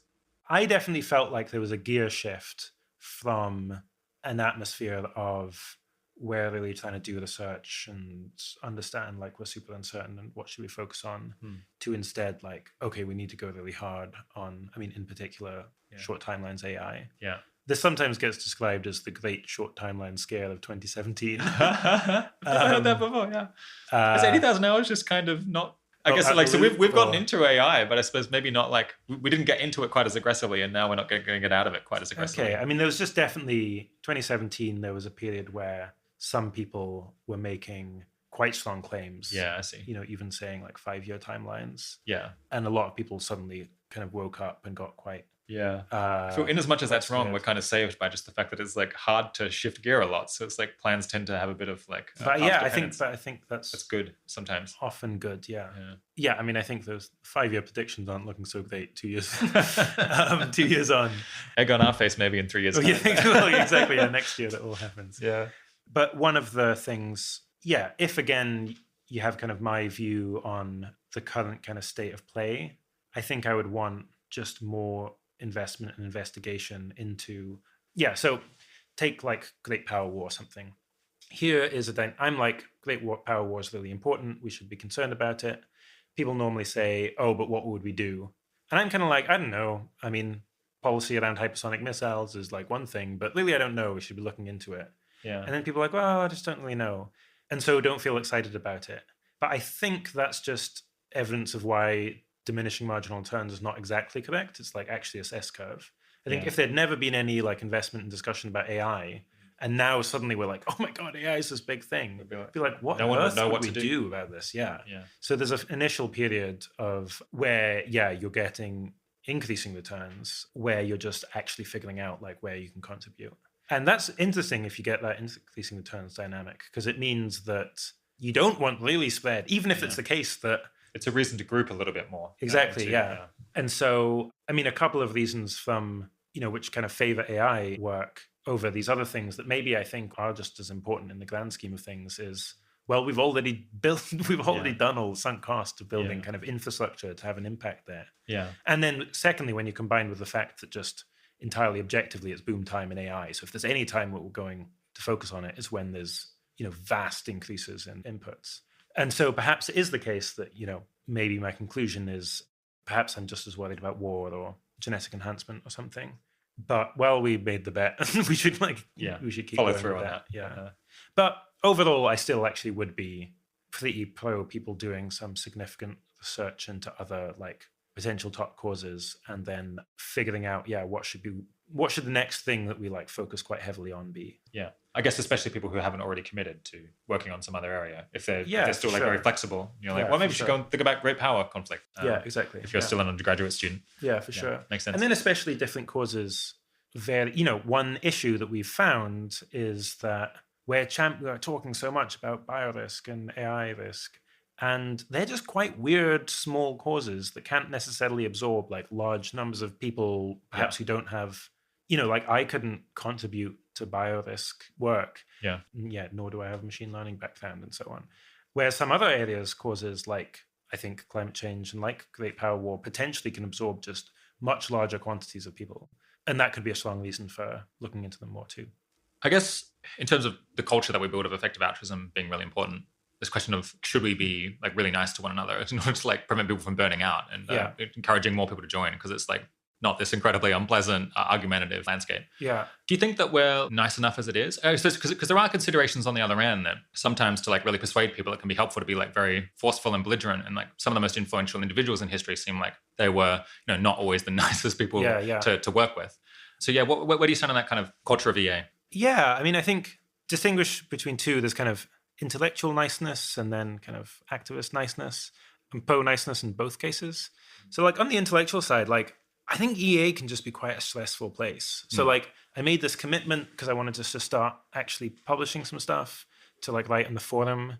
I think after my first real post, which I think was the age-weighted voting, I had an anxiety dream every evening, like every night, where I would wake up and my dreams would be like, the most literal like anxiety themes you can imagine, which are like people talking and people being like, yeah, we lost all respect from you for you after you wrote that post. That's incredible. And I'd like wake up and wow. Yeah, and that's for the whole like week. Yeah, that is so dark.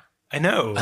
And if this is like how I feel, and similarly, how does it feel as a new member of this forum if you like write something that has a mistake in it? Exactly. Yeah, and then certainly in the stuff which is like, you know, being more skeptical of AI or like existential risk, and it's like they're just people who are smarter than me and who are better informed than me, and like it's very stressful. For sure. Very stressful to disagree with them. And then on the forum, then you've got the, you know, no longer got the benefits of being able to see someone's body language and so on, which obviously are often kind of softening.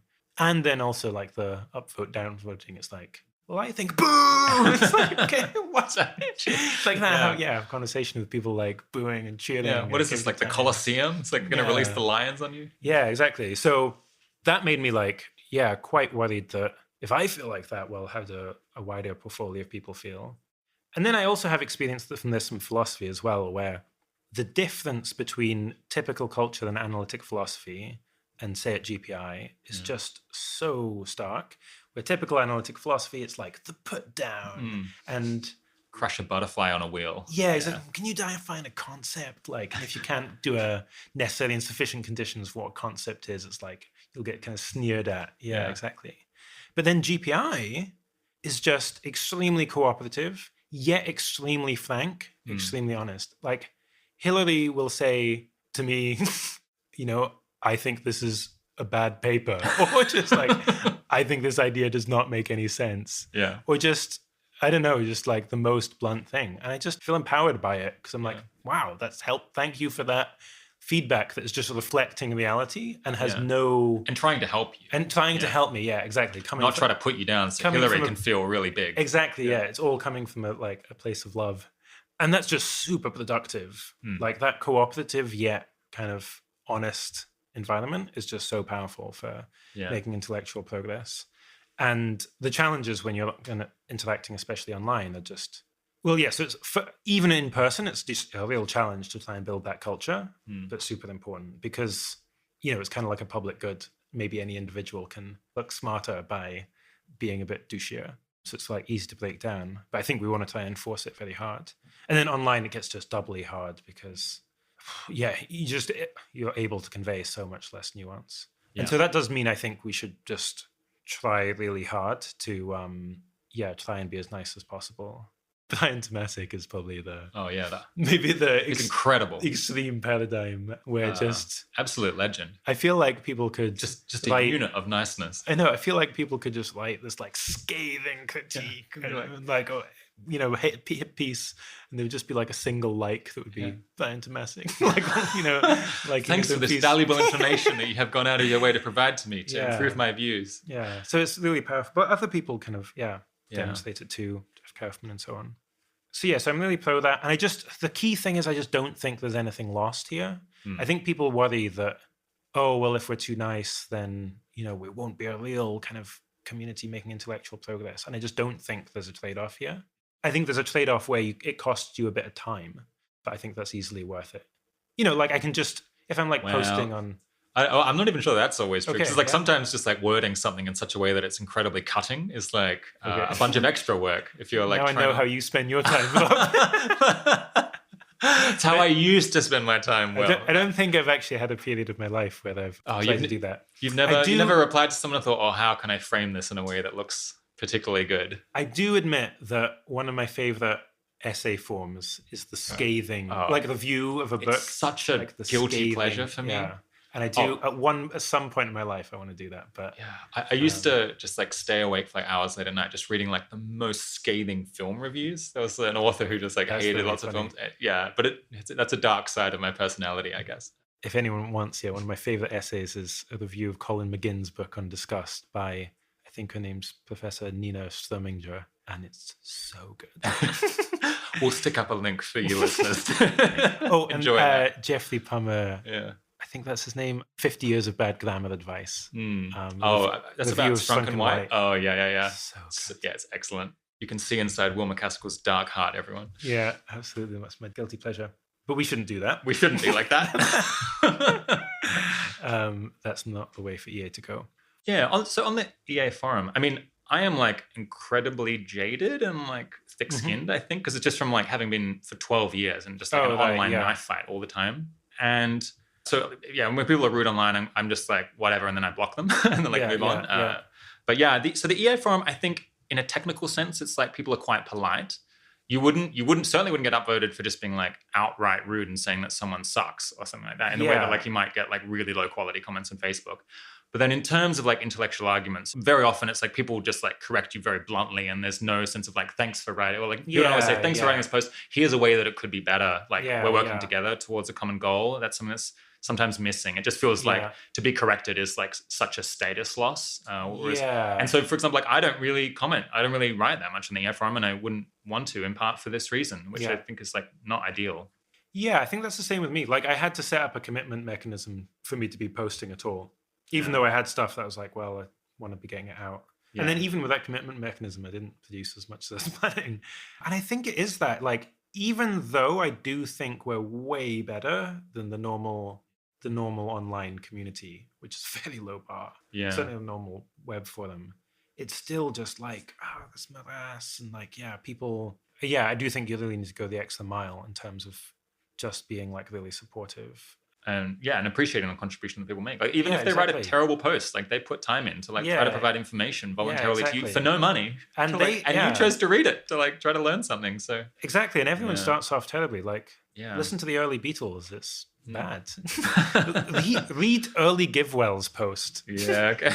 Like think what Holden and Ellie became, and then read their early posts, and it's really bad. Yeah. And we should be like encouraging and supportive, I think. The other side of being nice is then with respect to, level of commitment and so on as well, where, there I just think, again, my worries are more along, this has been pretty notable from the kind of anonymous advice that ATK has been getting, where, there's a lot of different ideas in there, but there's definitely a theme of, anti-burnout stuff. And I feel like, we're an extremely selected group for people who are scrupulous and worried about not doing enough and so on. Yeah. And so I don't think on the margin that we need to be pushing more on that, and instead pushing towards a sustainable level of exactly. Like people having good lives, all things considered. That's like and it's actually possible to achieve that. Like I feel over the course of the last, let's say, 3 years, I have actually gotten to a state where I'm happy to think in a way that is asking the question, what is a year, for example, that I could just not just like eke through for the next 40 years, but happily like have for the next 40 years. Yeah. Or to think, well, 10% of the weeks this year are going to be for me. And I don't have to think about this in instrumental terms. Actually, I still even feel nervous saying that. But but I'm definitely getting more to the stage where it's like, I took 6 weeks of holiday over the last year. I didn't work. It was great. It was really good. Yeah, I love holidays. Yeah, and if it's like, well, that was still just a small portion. I mean, it's definitely reassuring. It's like, it's actually quite unclear to me whether that's increasing or decreasing my overall productivity. But I feel like I've at least made a lot of progress in getting to the stage where I do feel okay to be doing something just because I, without any kind of instrumental aim for the greater good. And instead it's like, well, this is what I want to do. So I think we can, get to that stage. Yeah, you're a much more scrupulous person than me. I guess actually, no, I used to feel guilty about this 10 years ago. And I think just over time, it's like become much less salient to me. And I think I also starting to take antidepressants. I just like don't ruminate or feel guilty like nearly as much as I used to. So interesting. Yeah, it is interesting. Sometimes people, when they tell me that they've like taken holidays or something, I get the sense that they feel ashamed about it. They like feel like I'm going to be judging them. I'm Definitely, just some people feel like that. Yeah. Yeah, I'm just like, I hope you had a great time on your holidays. Like, I'm so, like, I'm a little bit jealous kind of anything. Yeah. Okay, actually, there's also a wider thing I really want to emphasize, which is that I think a lot of people feel guilty about not achieving enough or doing enough. Yeah. Like, again, I feel like this. There's a big part of my brain that's dedicated to being like, well, you're not as productive as Holden. You're like not as smart. It's like, you're not as smart as Hillary. You're like, not as creative as Toby. And again, there's just we really need to have try and avoid that kind of comparative behavior, comparative thought, especially if, as is happening, more and more we want people to pursue career paths that are kind of high risk, in the sense that well, you're going to pursue this policy path or this research path, and probably it's not going to do anything, but some chance it has this really big contribution. If instead you're in this mindset of well, I need to be really proving myself. Yeah, it's going to make people really risk averse. Exactly, people won't respect them if the thing doesn't pan out. Yeah, but exactly. The ideal case for me is 90% of careers don't pan out. They shouldn't feel bad after the fact. That's what I wanted them to do in the first place. Yeah, and I think that is again, a bit of cultural innovation that we're going to have to try and grapple with. Because in the past, it's almost been that, we've pushed against the idea of, following your passion, quotation marks. Whereas that is at least a guard against, you can pursue this thing. It's oh yeah, I just love being a researcher or something. You actually do want that. Yeah, that allows you to pursue these careers that are much kind of higher risk. Yeah. I get the sense that people think that other people are judging them morally much more than they actually are. I just don't spend time thinking about whether other people are meeting their moral duties. I'm just do they have any idea how much time I waste and spend on just my own fun things? There's not enough hours in the day to be worrying about other people's ethics. And to be honest, I just don't have. It's just I think not a thing. But everyone is so insecure or so nervous. Yeah, no, absolutely. I mean, imagine if I treated someone else the way I treat myself in my brain. I'd be a terrible person. I'd hate that. That'd be awful. I would never, if someone, came to me feeling stressed or anxious or something, I'd be compassionate to that person. Right. I'm often, that part of my brain is so just mean-spirited to yourself. Yeah, it just has such a double standard. I would never judge someone else for not being smart enough or not being as productive as the most productive person I know. I mean, it'd be insane for me to do that. Yeah. But no, I still, Yeah. There's this whole other line of conversation about people judging, people looking at the most productive or smartest person they could find and then feeling bad that they are not the smartest person in the world or in their situation.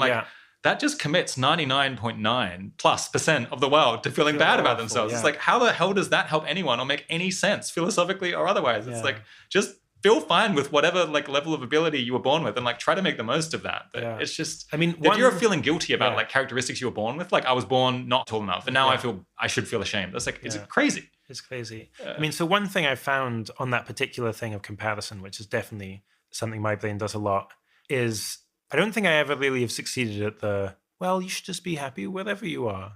The thing that I have found help, and it's kind of just accepting the fact that this part of my brain is petty, is rather than looking at each person and, I'll identify a trait that they're better than me at. Yeah. Try and figure out what am I better than them at? Yeah. So at least I can be I'm funnier than this person and I'm taller. I don't know. I don't think taller. I don't think of those examples, but there's always going to be some way in which you're superior to this other person, and that satisfies that petty little part of your brain that really is comparing yourself to everyone all the time. So. Yeah, it's interesting. I think in terms of getting people to get along and not fight and cooperate and have a good time, I guess people talk about all of these formal mechanisms, we can have kind of agreements between groups and all of these kind of cultural norms. I think sometimes I just want to suggest, how about we just use the inbuilt way that humans have always tried to learn to get along with one another, which is hanging out and actually being friends and enjoying one another's company. Yeah. There's people out there who are doing projects that I either think are useless or actively harmful. So I'm just I'm friends with them because I love their company and I don't want to hang out with them because they're nice people. Yeah. And the fact that I don't think that their work is so useful is just neither here nor there.